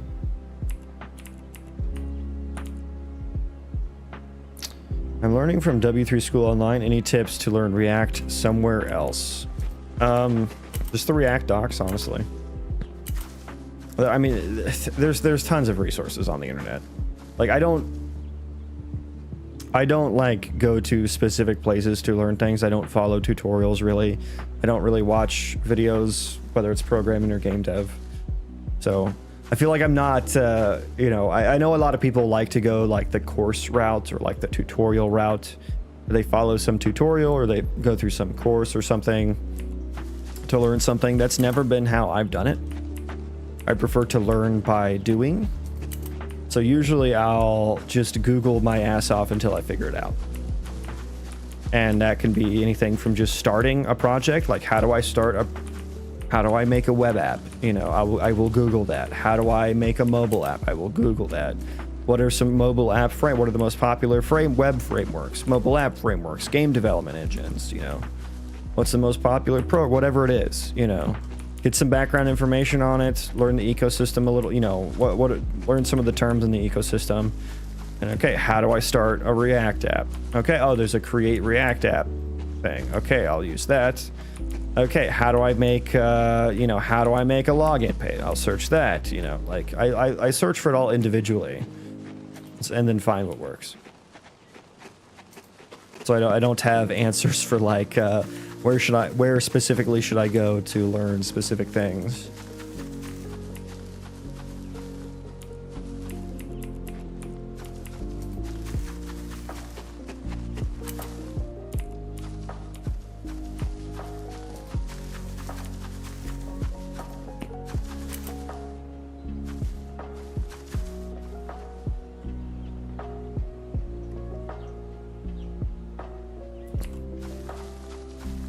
Want to create an app? I Googled myself to Flutter. My dev friend told me to change to React instead. Yeah, Flutter's a Dart. That's Google's app thing. But since you know JavaScript, you should look for JavaScript frameworks. And yeah, Flutter is not the most popular. I've heard it's nice, but it's just not popular. So I wouldn't worry about it. We'll just go React.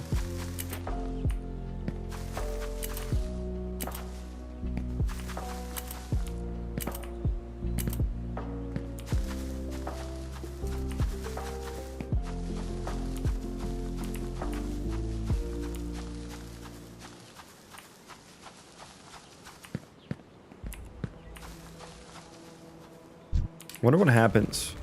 I'm curious. He's not gonna be able to find a path to me. Oh, he's just gonna stop.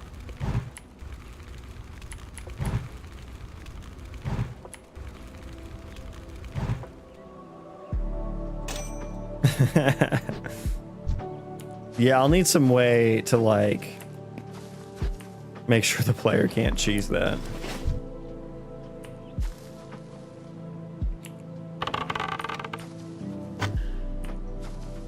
Oh, got him.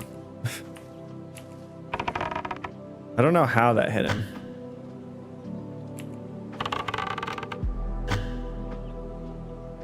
What? I don't think that actually hit him.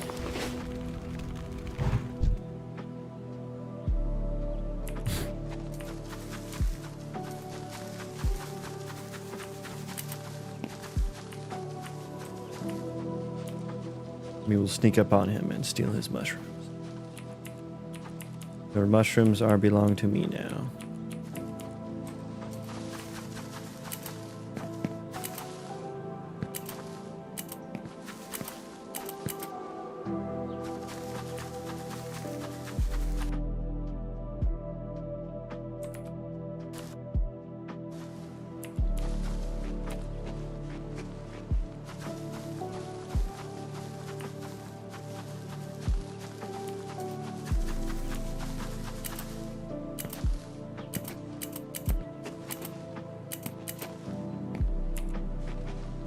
Ooh, this is a neat little cave. Look at this. I love it. There's like these little land bridges. Oh, that's so cute. Have I created this entire game alone? Yep. It's taken me about 2.5 years. A little over 2.5 years now. Oh no, don't fall.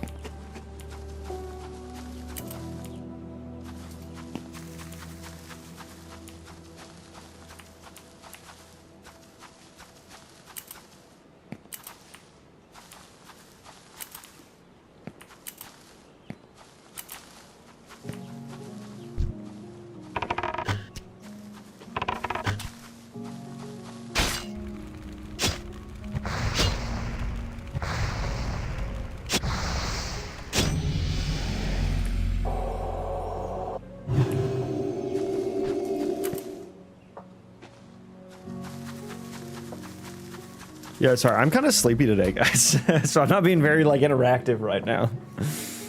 Kind of sleep. I ate, like, half a fucking Costco rotisserie chicken, and I was like, I'm gonna go stream now. And little did I know that was gonna hit me like a wall, like, an hour into the stream. But yeah, I'm doing some game dev. We're doing some game dev. I'm not actually doing anything right now. I'm just running around for no reason. Hi. I have AI quests. AI generated quest. Let's see what this quest, this baby, comes up with here. Generated quest. Okay, so there's like... I'm sending an API request to the Gemini API right now. And I'm waiting for it to get back. There we go. Welcome, Zev Bloodstone. We've heard tales of your skill in the woods. Forgive my troubled demeanor, but darkness stirs at the edge of our little world. For weeks, the village has been plagued by strange occurrences. Livestock going missing, tools vanishing from sheds, and unsettling whispers on the wind. Too faint to understand, but heavy with unease. Venture east into the Whisperwood. Follow the path east into the woods from the village. It will take you there, if followed truthfully, to the old shrine of the lost god of Sylvanos. See if you can discern the source of these unsettling events. Look for signs of unnatural activity, strange rituals, or anything out of the ordinary. Bring back whatever information you find. So the AI always seems to want me to do like exploration quests or like investigation type quests. So I will definitely want to kind of pass it like predetermined, hey, make this type of quest. Make me a this type of quest. Maybe to get some more divergence. What did you study in school? Do you have a job as a game developer? I dropped out of college, so I studied CS for like 2 years, and then I dropped out. I'm a software engineer, though, and I've been software engineer for like 10 years now. So no, I don't have a job in game development.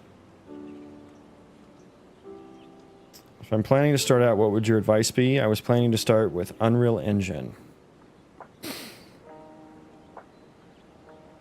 Have fun. Enjoy it. Make sure you know what your goals are. Is your goal to just learn? Is your goal to get a job in game development? Is your job to just release a game? Is your job to make, or is your goal to release your dream game or work on your dream game? Depending on what your goal is going to, should inform you as to what your project should be, right? And should give you some sense of direction. That would be my advice. Tell me more about these unsettling whispers. They're faint, almost like the rustling of leaves. Dude, the fucking whispers, man. The AI just always wants to give me whisper quests. I don't know. I should hook up the Chat GPT API and see how different those ones are. What do you know about this lost god, Sylvanos? Sylvanos was the deity of these woods before the Great Collapse. Ooh, that sounds fun. Some still cling to the old ways, but I sense something far darker this time. I will investigate the shrine and report back.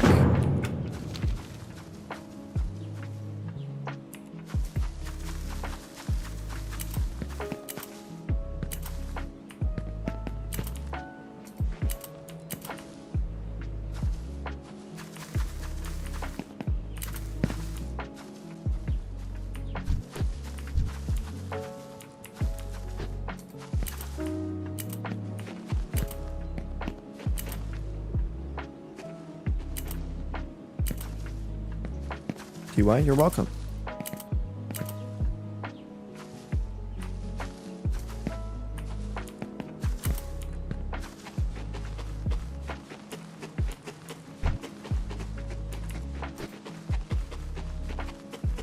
I'm gonna go. Thanks for the answers. Subbed and like. Thank you for the sub. I appreciate it.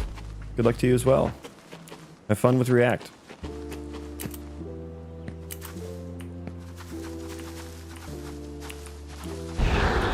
Got him. Haha, you're frozen.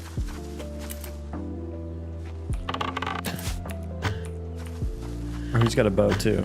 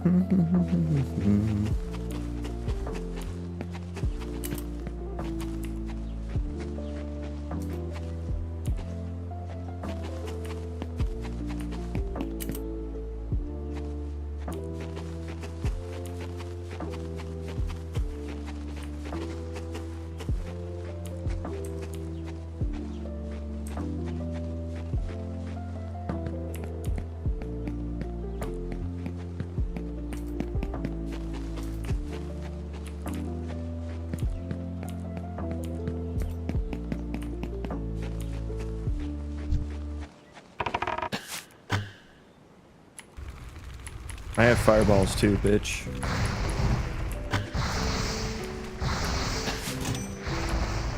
Wow, I almost died there.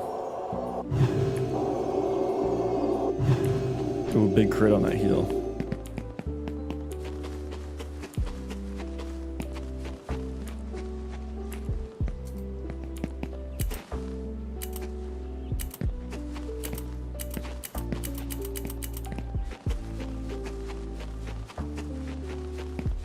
What is up? I didn't even know this would be up here. Can I get up there or is it too steep? Oh, it's like barely too steep, isn't it? Free. That's annoying. Yeah, I really need to get the terrain deformation working properly. So I can like dig a little path up there. Right now it's not working too hot right now. Some might say not at all. And they wouldn't be wrong.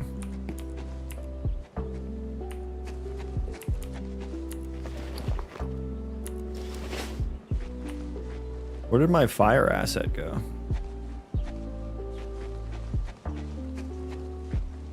My torch doesn't have any fire now. There it is. Okay, finally loaded.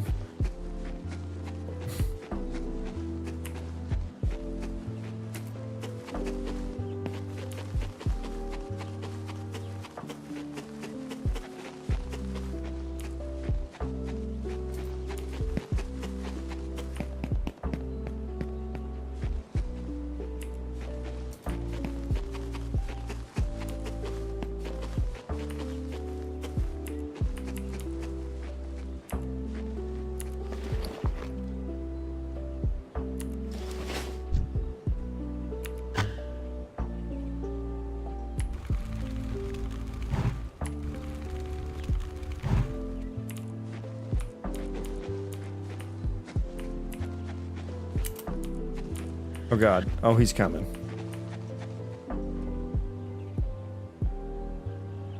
I need to make them move directionally a little bit better.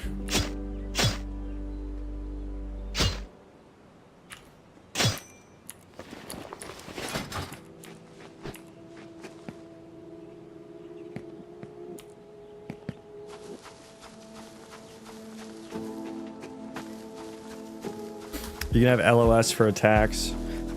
I don't know. I don't know how that will work. In WoW, the LOS only applies when you cast, not necessarily when it doesn't like apply on the projectile, if that makes sense. So if you cast, like if I casted on one of these guys, and then before the fireball got to him, he ran behind something. In WoW, that fireball would still hit him. It would go through the wall and hit him. And so you just can't cast you know, in line of sight. But we'll see what my entity system is capable of doing, you know. I could turn the fireballs into little entities themselves and process them with the velocity and everything on the background thread. And maybe we can do collision and stuff. Background thread collision, essentially.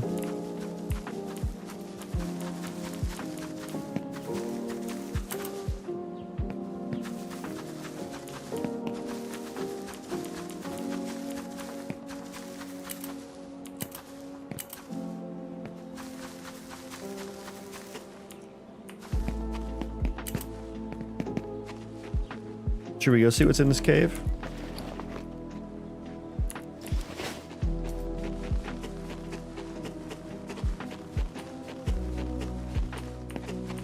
It would be a lot easier to just do the LOS on cast instead of for the entire lifetime of the projectile. That's also not as fun, because I do like envision having colonists standing on tops of like walls and getting like some bonus because they have the high ground, and then also getting a defensive bonus because half their body is covered up by, you know, barrier for the wall, like waist down. Hello, please. And then maybe it just makes it harder for you to like aim stuff at them, you know? But also this isn't going to be like an aimy type game, so I don't know how much that's going to apply. It'll have to be something we feel out when we get there, you know? Hello.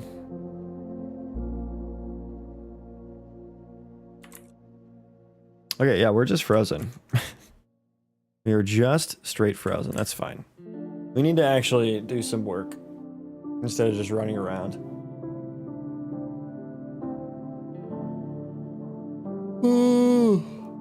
God, I'm fucking sleepy though.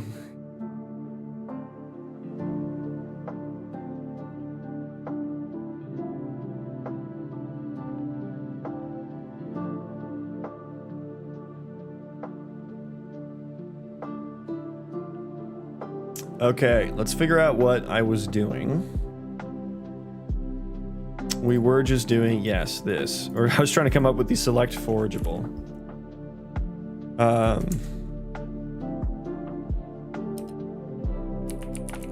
Yeah, let's just name it a verb. Let's do the verb.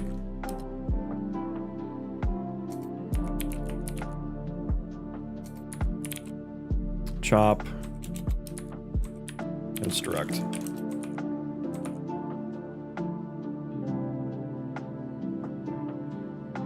What about mounts and pets? Thought about adding those? Probably not. Pretty far away from doing anything remotely close to that. But probably not regardless. Those are the kinds of things that take a lot of money to do because they require lots of assets. I need models and animations and effects and sounds. There's a lot there. Probably not.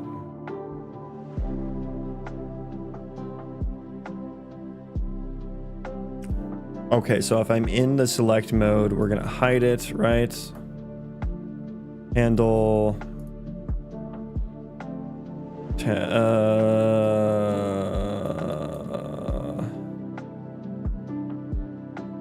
I've forgotten what I named all my functions.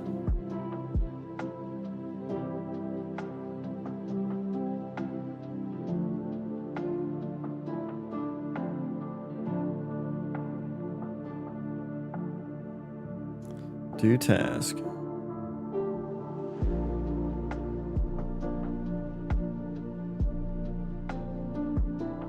Choose area.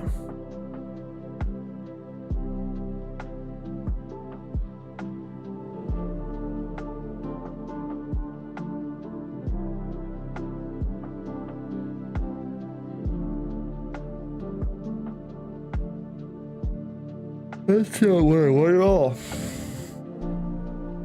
Do I have that option like created?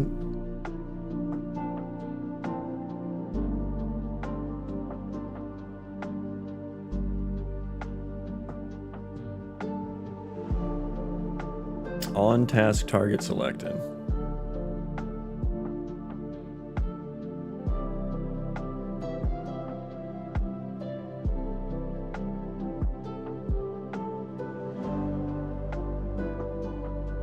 Okay.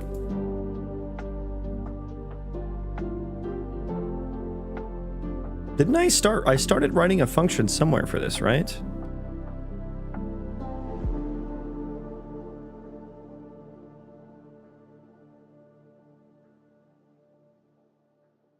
What did I write and where? Oh, I was gonna like hide the interaction options container, but I think I was just going to set visibility to collapse. Where did I do that at? Didn't I do that somewhere in here? No? Did I I did it in, oh, I'm in the wrong fucking class. That's why. Start select target mode. So yeah, I need to get the interacting with character. Undo that because I deleted the wrong things. Start select start mode. Is it not public? Start select target mode. You have to make it public? I thought they were like public by default. Oh, I needed to cast. I said I needed to cast and I didn't do it.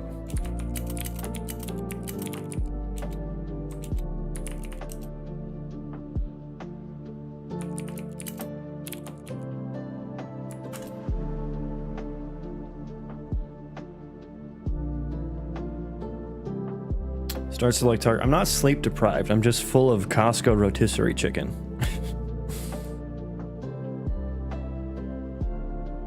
I'm just fat and happy. Start select target mode. Yeah, so then I'll need like a callback, right? I'll need some way to know. I don't know, I guess that's just on interact called.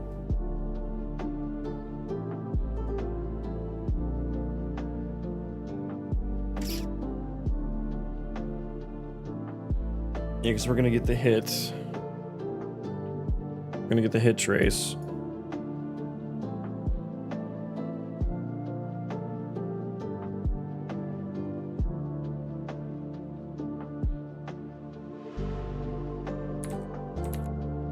Interacting with, I will call interact, but I have no payload.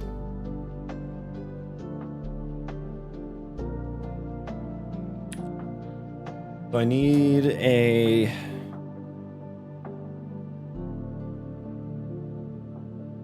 Should I be kicking it off? Well, no, because they need it needs a longer radius too, so that's another thing I need.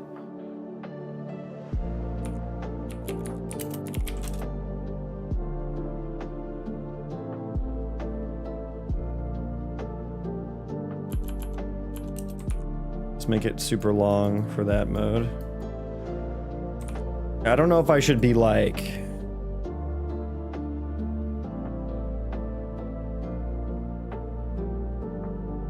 calling this to like get the results every frame.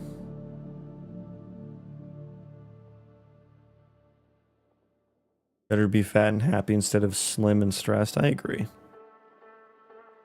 I agree. What if you're fat and stressed? You just got the worst of both worlds.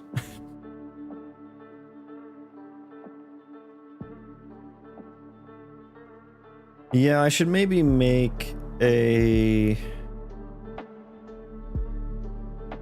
Yeah, I kind of feel like I should just be doing this from tick in the interact T. Because then I'm just gonna have to make a really weird callback if I do it this way. This is already feeling a little messy. It's annoying because it's gonna basically be the same thing, and then also I'm gonna need to like make sure this doesn't happen if I'm in select target mode. So it's a little conflicting, which is why I wanted to put it in here to begin with.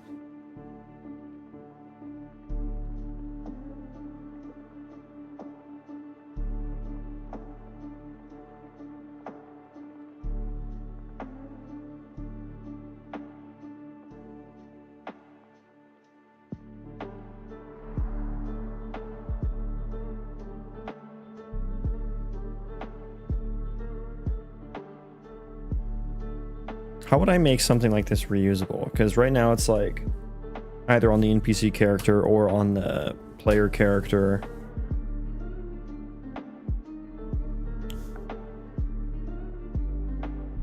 I guess the reusable part of this function is literally just this. It's literally just this one function.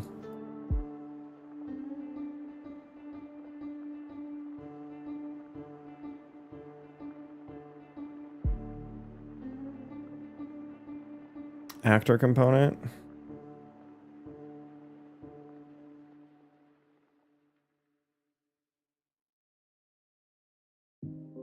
I don't think I need something like that.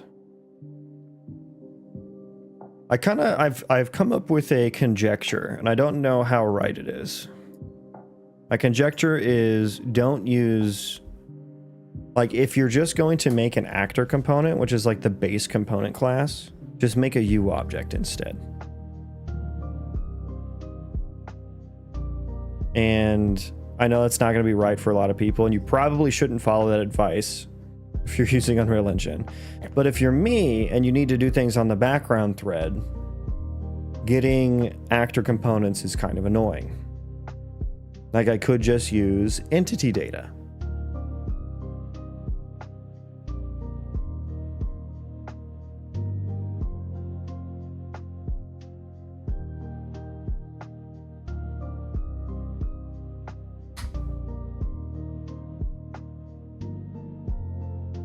Yeah, but I was really just thinking, like, just making some utility class or something.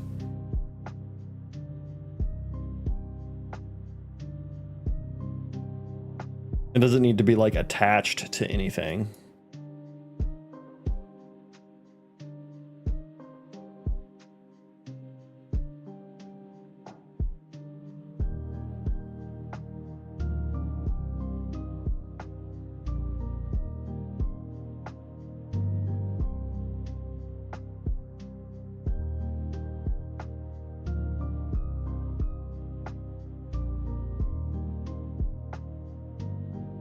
I think what I want to do is maybe just bypass this and run most of it from the NPC character for now.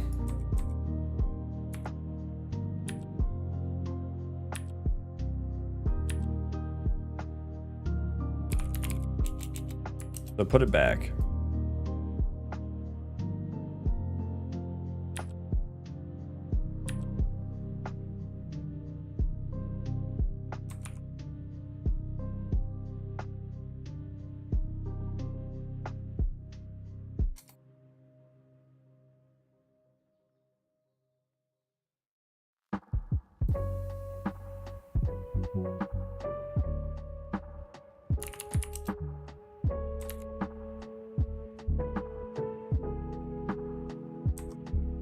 And then just, yeah, do nothing.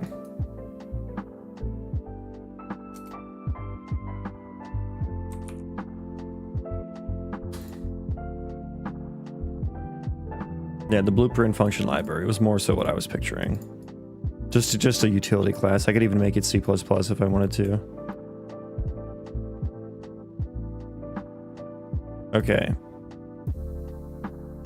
Put that back.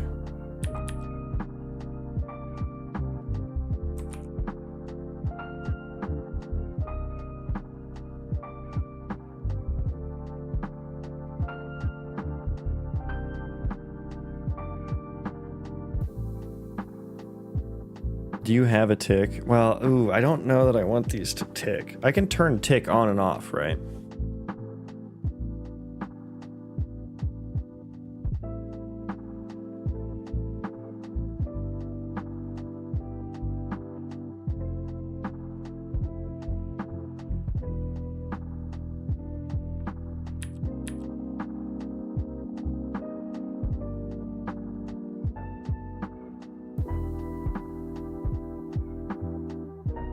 I already forget, where were my functions set that I cared about?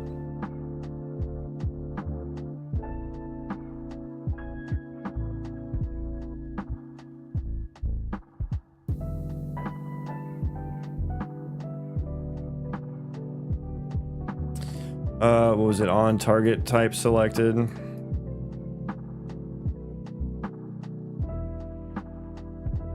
Start select target mode, set crosshair, add the tag. Yeah, that can still happen there.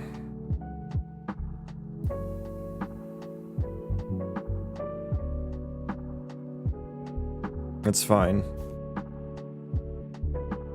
And then set actor tick enabled.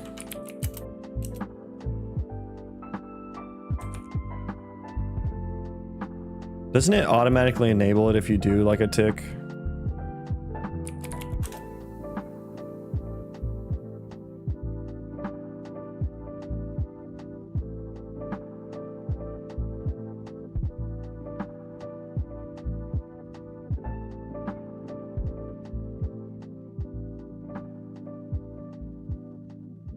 Start with tick enabled false.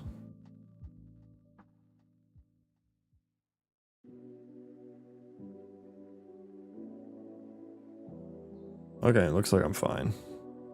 We'll just need to make sure when we actually interact while we're in that mode.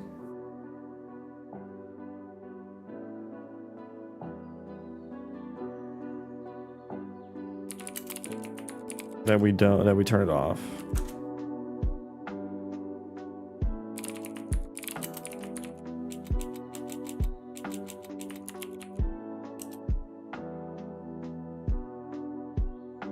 Okay, and we're gonna allow this.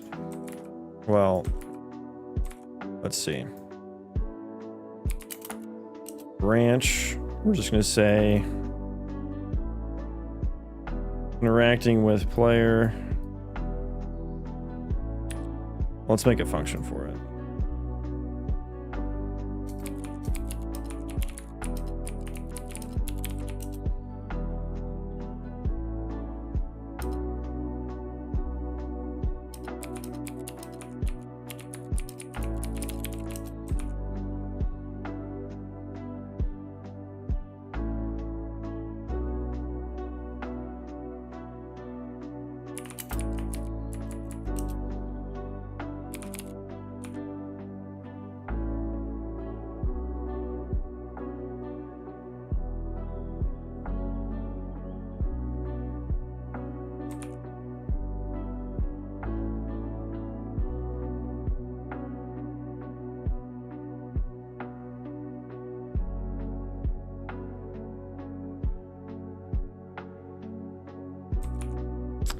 If we are not in select target mode and we're ticking, we should set tick enabled false. Otherwise, we can perform trace. We can do like select target trace, which is where that'll happen. Yay. Interaction distance. We can probably do that from pretty far. Let's do 9999. Ignored actors, probably just the player himself.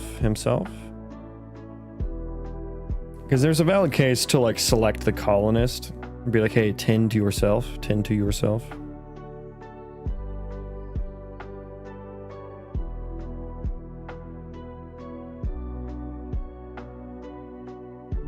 Ooh. Ooh.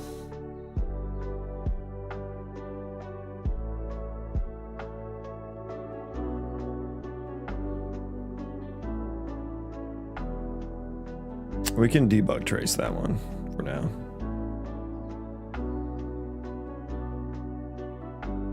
I don't know, I could tell a colonist to patch me up. That could be a valid option, but how would I target myself?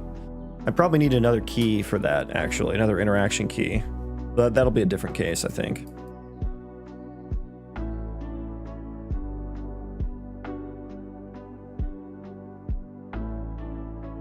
So we get a hit.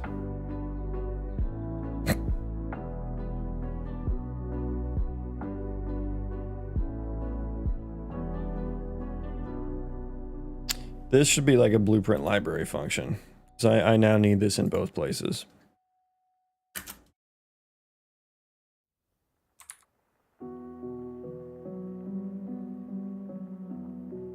Where's my stupid blueprint library function thing?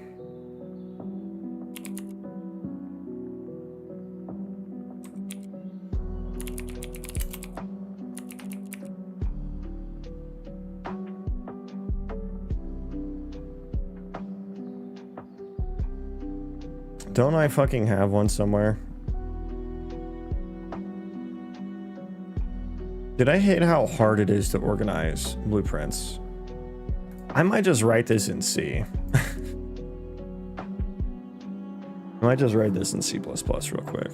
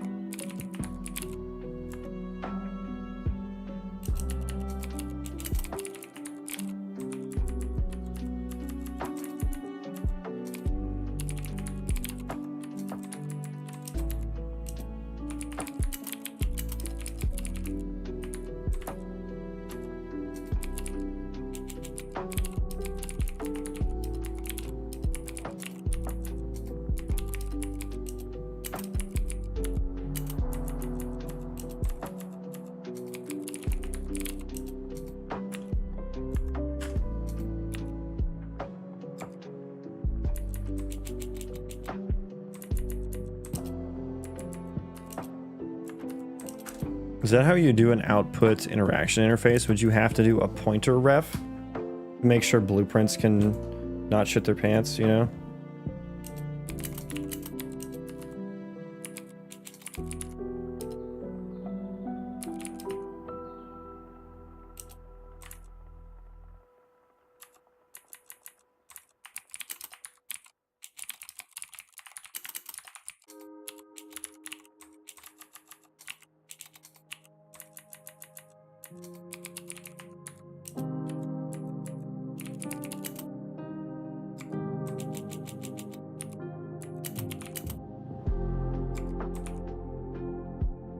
Oh yeah, I need to do out interface equals actor interface, return true.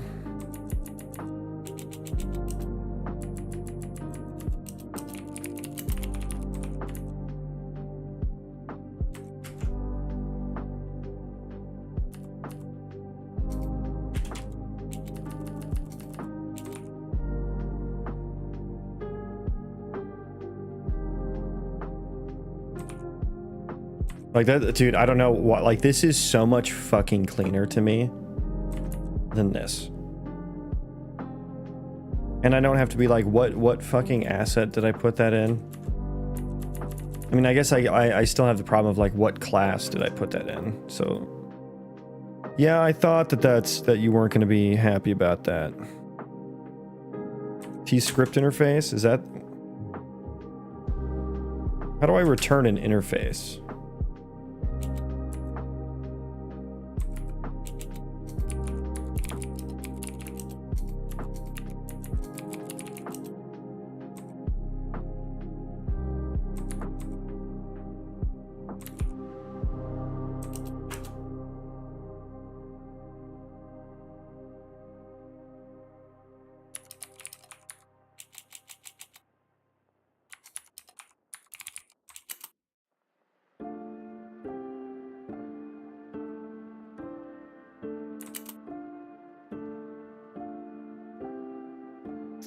Yo, Draconin, welcome in. How goes the dev? Oh, it's pretty sleepy. I ate like half a Costco chicken, rotisserie chicken, and decided to stream right afterwards. And it's hitting me hard.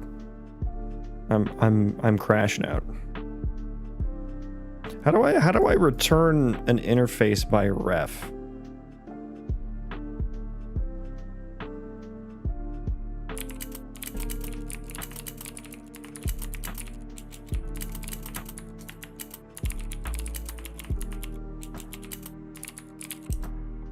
That's the most American thing I've heard in a while. Hell yeah, brother. That is what I'm doing. It doesn't like that.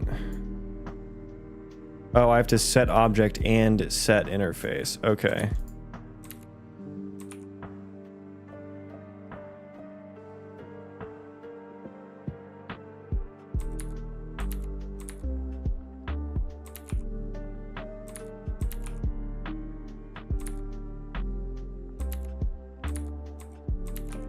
Okay, thank you. Thank you, ChatGPT. I don't think I need the U param. No, I do need the U param.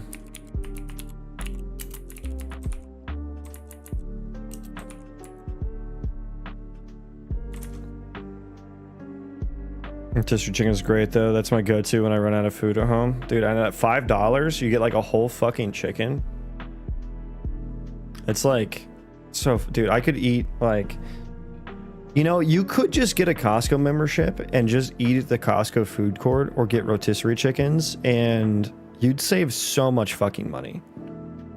Like you can get a big ass fucking slice of pizza at $2.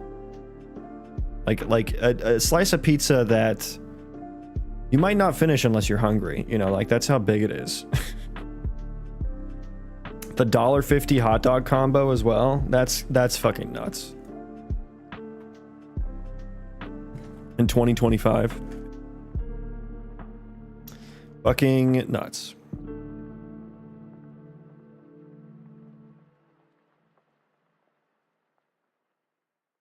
Probably give you cancer, but hey. Dude, you know what's really good? Their fucking soft serve they have at the food court is really good, actually. It's like really thick and creamy soft serve. It's really good.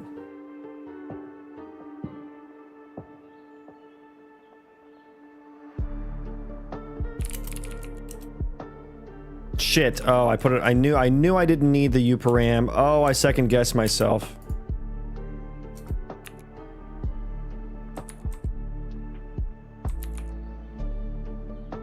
Should have listened to my instincts. Exxon, hello. Welcome in.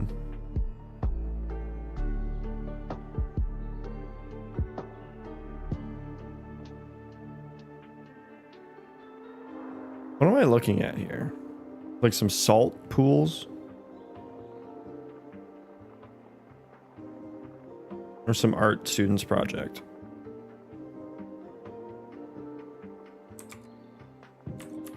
Are we going or what? You good, Unreal Engine?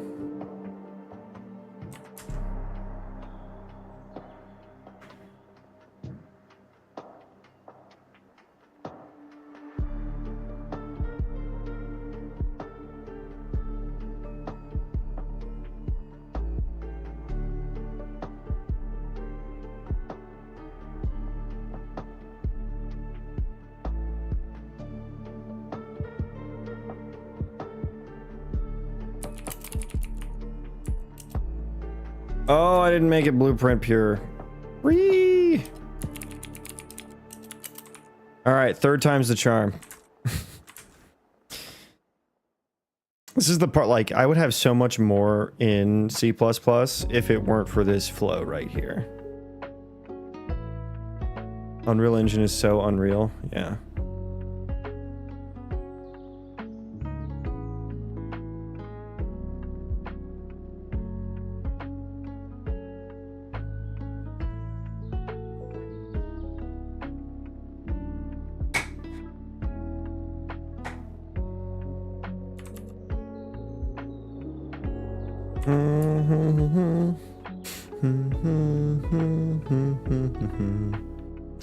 You have to recompile the engine every single time. Anytime you change a header file. Yeah. And it happens to be a header file that is my Giga utils file. So the build takes a little bit there. Yeah, Unreal 6. Oh, don't say that. You're gonna make me feel old. There we go. We can replace that.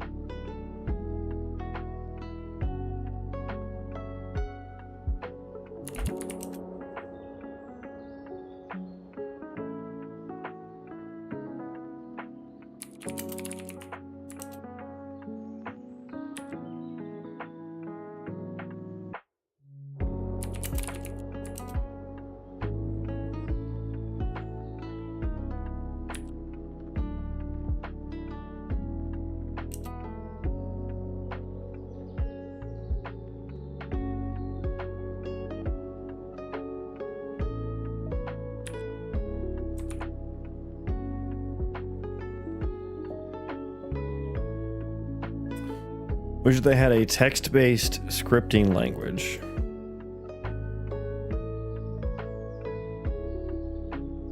I know that there are some plugins that do that, like AngelScript. I just don't know why I would use a text-based scripting language when I could just use C++. I guess to get around the recompiles, but that's only when you change a header file, right? So in theory, you should be planning a little bit more than I am, and you should actually write it correctly. Spend a little bit more time looking at it before you rebuild, so you don't have to do what I just did.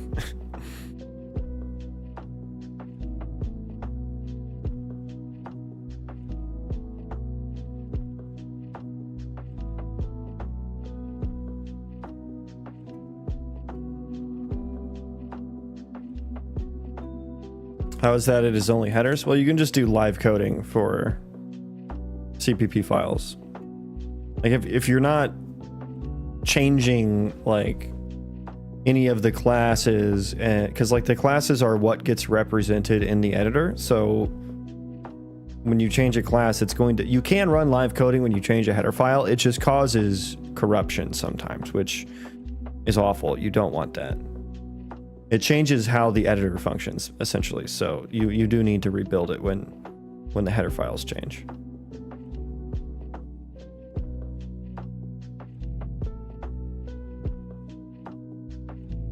So now I need to make sure that this is like a valid... what's live coding? It's a way to... it's a way to not have to recompile the engine. It's like a hot load. But hot loading in Unreal Engine is something different that no one uses because it's bad.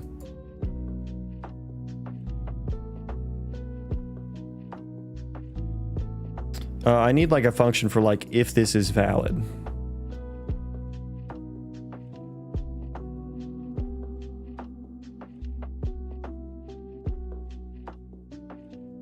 I would wonder how that works. I mean, same as how other frameworks and stuff do hot loading. Like every like web framework does hot loading and stuff, you know.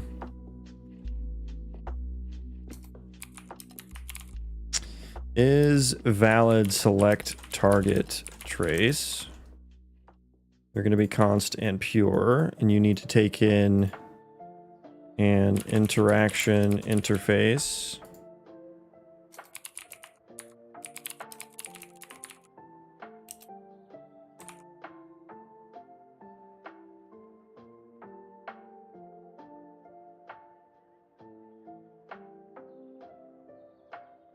But that is with a runtime language. I mean, it can work the same way with C++ in terms of Unreal Engine. Like, I couldn't imagine how that works with a native engine. I mean, I don't think it's that much different. I don't think so. I mean, I'm kind of talking out of my ass. I don't know how it works. So take what I'm saying with a grain of salt, but I don't think it works that much different. I'm sure there are some things that they have to account for, but it's just taking code and replacing it, right? Taking little executable. I mean, I think they'd probably just treat the CPP files as scripts, you know, that can be replaced. Is valid interface.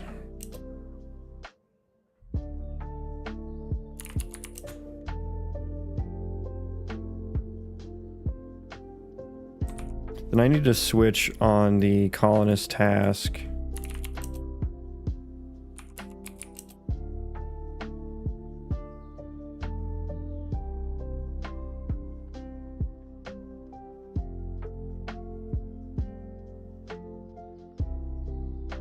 Do you change the code and it just happens? You can press a keybind to make it happen. Control Alt F11, I think is the default. That's what mine is.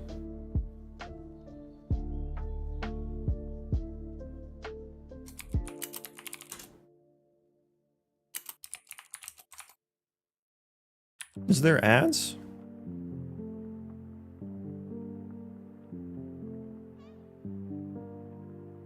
There shouldn't be an ad.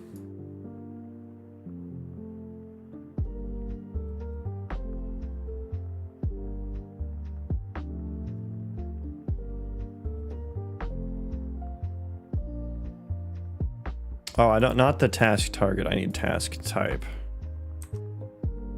These names are like flowing together in my head so much that it's just getting to be a lot.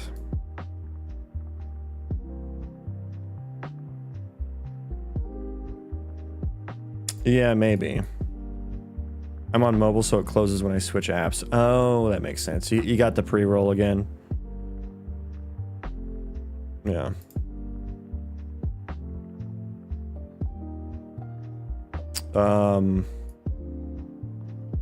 Interaction interface. Can I get object?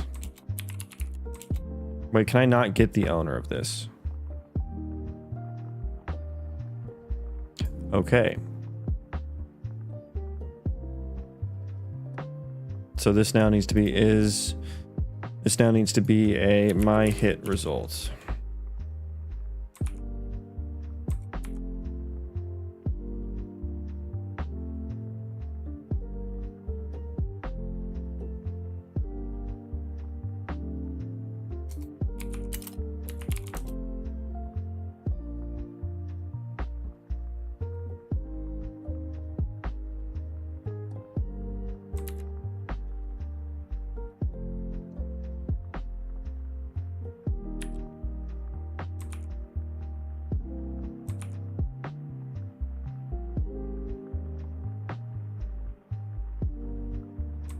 Okay, so we have an interaction. We have this thingy.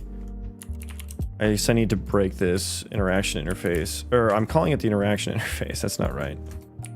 Trace hit. Or let's call it hit result. Hit result. Hit result.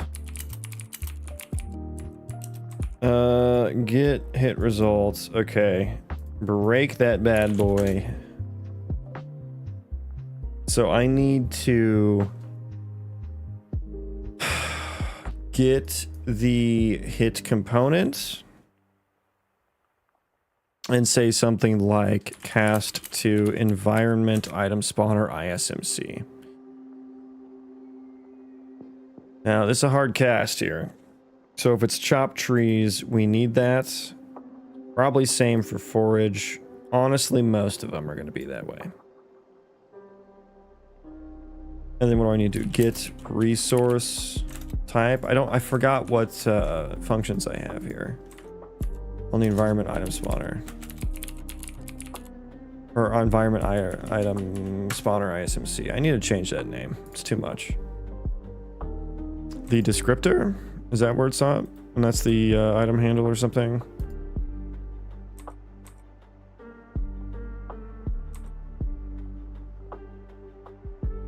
Yeah, descriptor. Oh my god, it's not blueprint readable. Oh god, and that get environment object. I'm gonna need a static function for that anyway. Okay. Yes, sir. Yes, sir. 3 bags full. Static. Wait, what's my goal here? I need that data table row handle.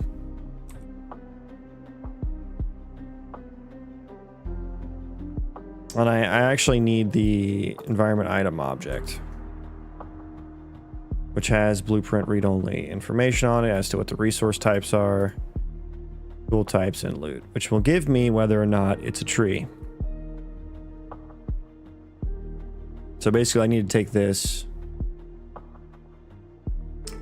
Okay, static F environment object. Get environment object.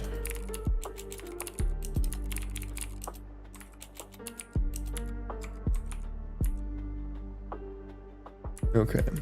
Get environment object.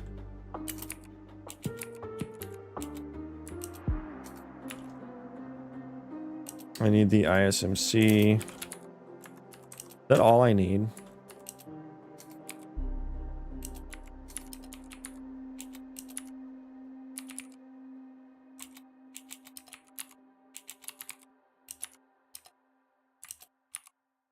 What does that return? Returns a pointer.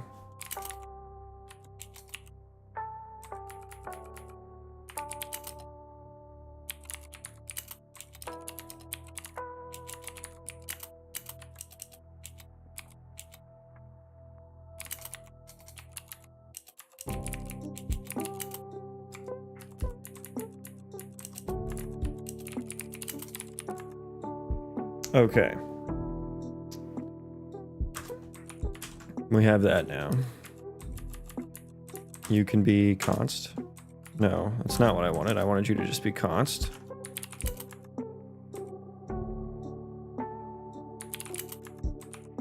Okay.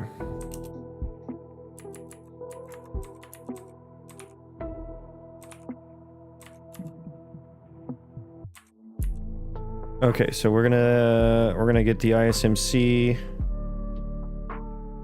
for the building. That's easy for now, but that's also gonna be an ISMC in the future. Just go away then.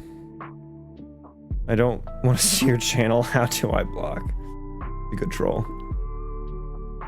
What are you doing exactly? Sorry, I missed that one. If you're still here, I'm doing game dev. It's doing some Unreal Engine game dev. Working on an RPG Colony Sim Roguelite game. I'm trying to get some of the UI stuff down for like giving colonists one-off commands and stuff. And also working on digesting a Costco rotisserie chicken. It's a battle I'm losing.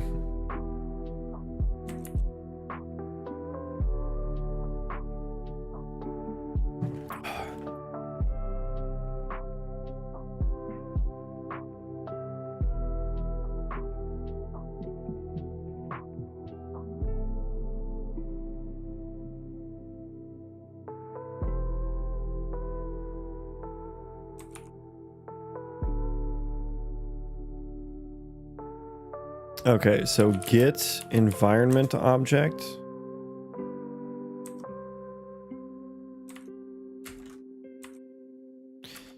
Yeah, I guess I should put it... If I put it here, does it need the self? I would have thought that I could just use that from anywhere.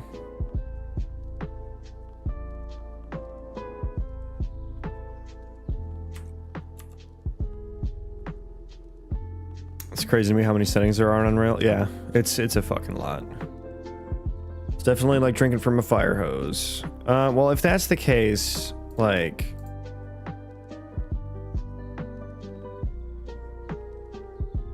I might as well just make it not static, you know?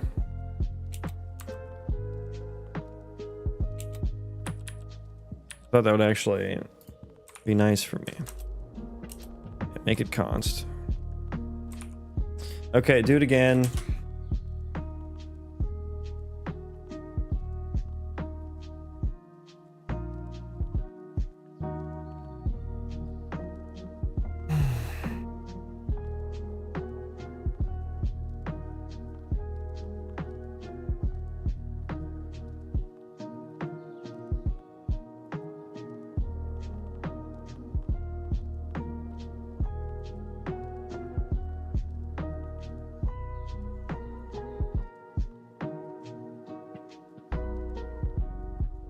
Unreal Engine is taking its sweet time to compile this thing.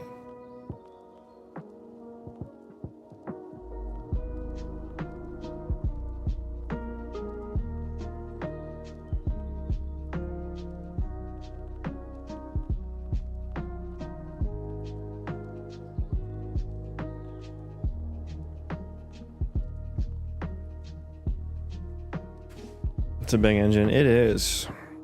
It's very powerful though. So, right off.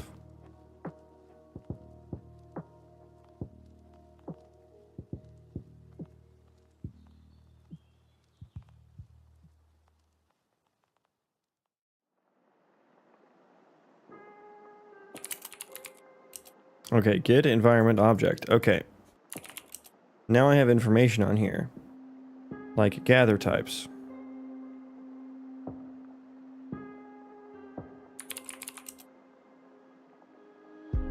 It contains chop.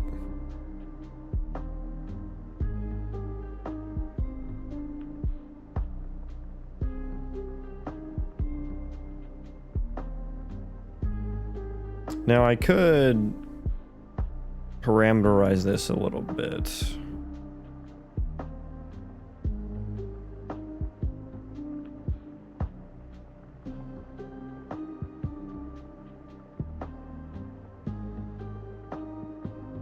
Can I get a default on this? No?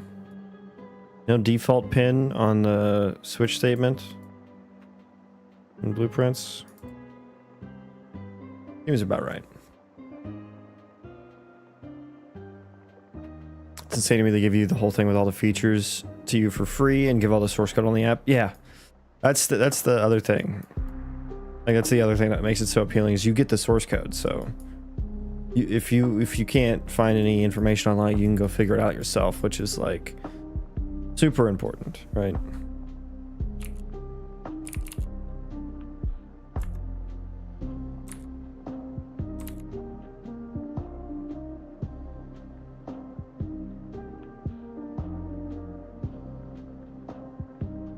And you can edit the source code too. That's even better.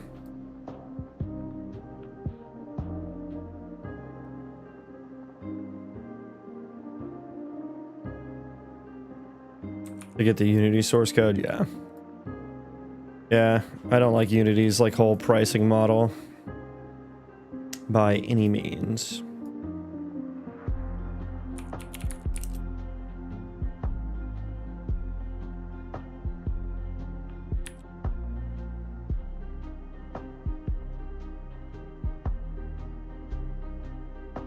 This is gonna be kind of stupid.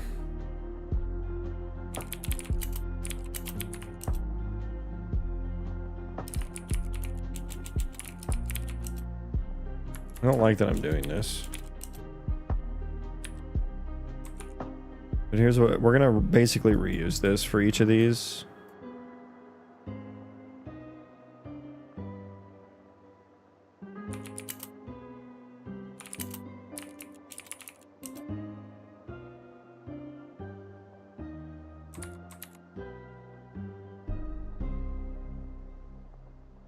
Then we don't have to repeat ourselves so much.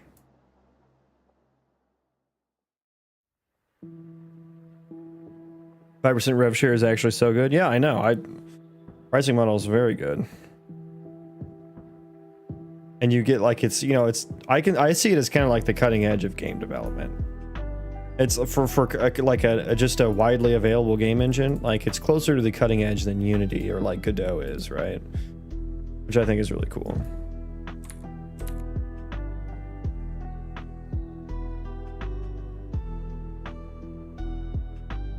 Hit actor. Is there like an is type? Is a soft class? Is there a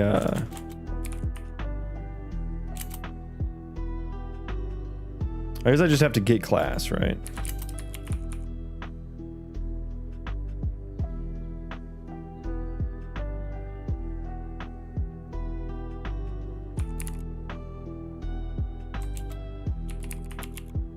Well, no, I can't just do an equals here. What is the blueprint equivalent of an is a?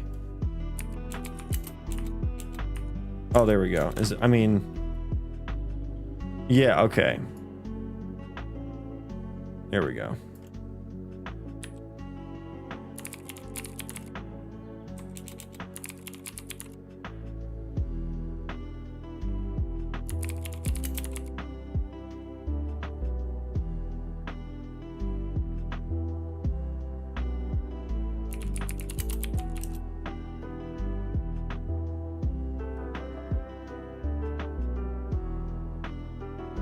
It is a. It didn't pop up at first. I don't know why. It was probably just buried in the list of all the other blueprint things.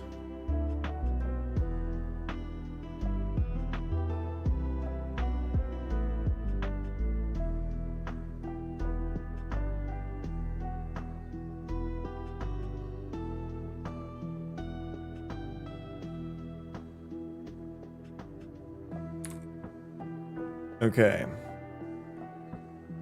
Now that we know it's a valid trace, we can set the HUD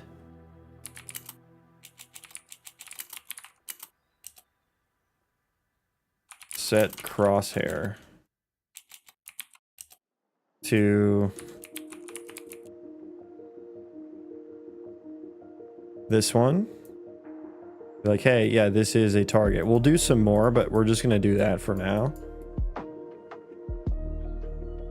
If not, set crosshair to the empty one.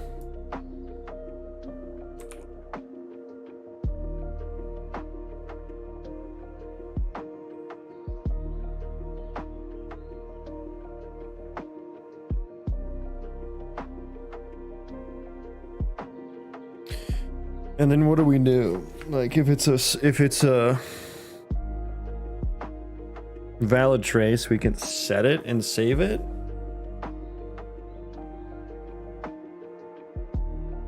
Or do we just perform another trace when the player hits E and interact and selects it?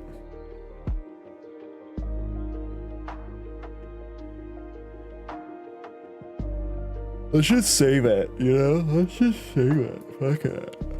Fuck it.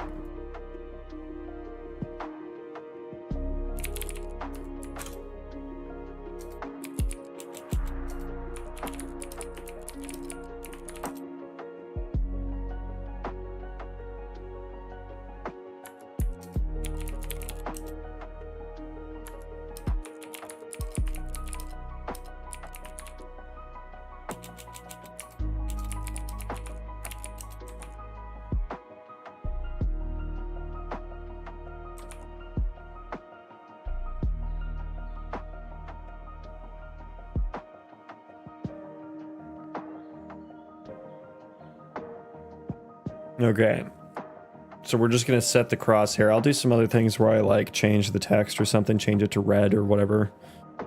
I don't know.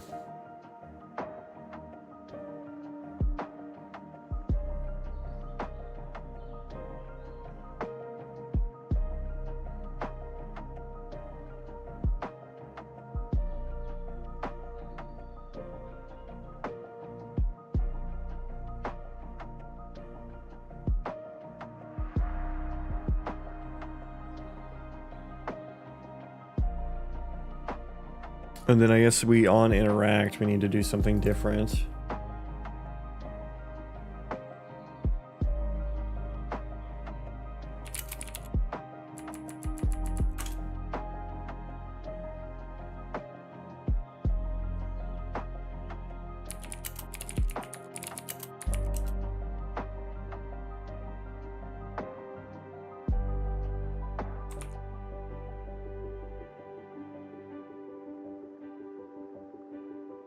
You're gonna hit interact, but it's gonna call interact on the player.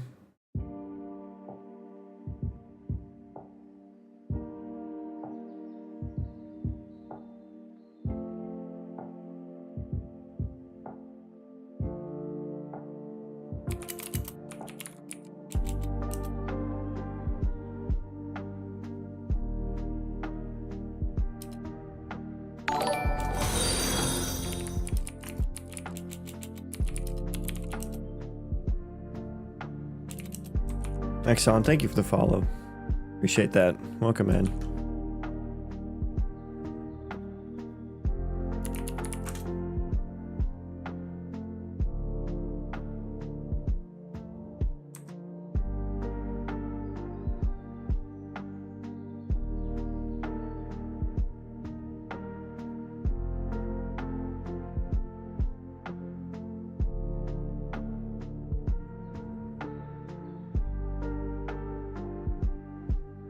Okay, if we're in select target mode and we've hit interact.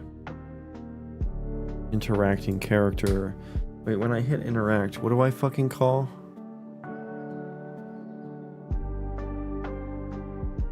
Oh my god. Okay. It's time for me to hop off. Go, get out, get out. Time for me to hop off. I'm sleepy. My girlfriend just got home, so I was planning to just do game dev till she got home. So yeah, I'm just gonna hop off, guys. The rotisserie chicken needs time to digest. Well, thanks everyone for hanging out. Exxon, appreciate the follow. Hasty Wasty, good to see you again. Draconin, you as well. Dinnick was in here. Worm Juice as well. Sorry, I forgot to say hello to Worm Juice. Yeah, I'll be back on tomorrow morning. Tomorrow morning for the regular morning stream. Is that becoming my schedule? Am I finally figuring out a schedule? Is it morning streams? I think it is. But I'm not going to commit to that yet because I'm afraid of commitment.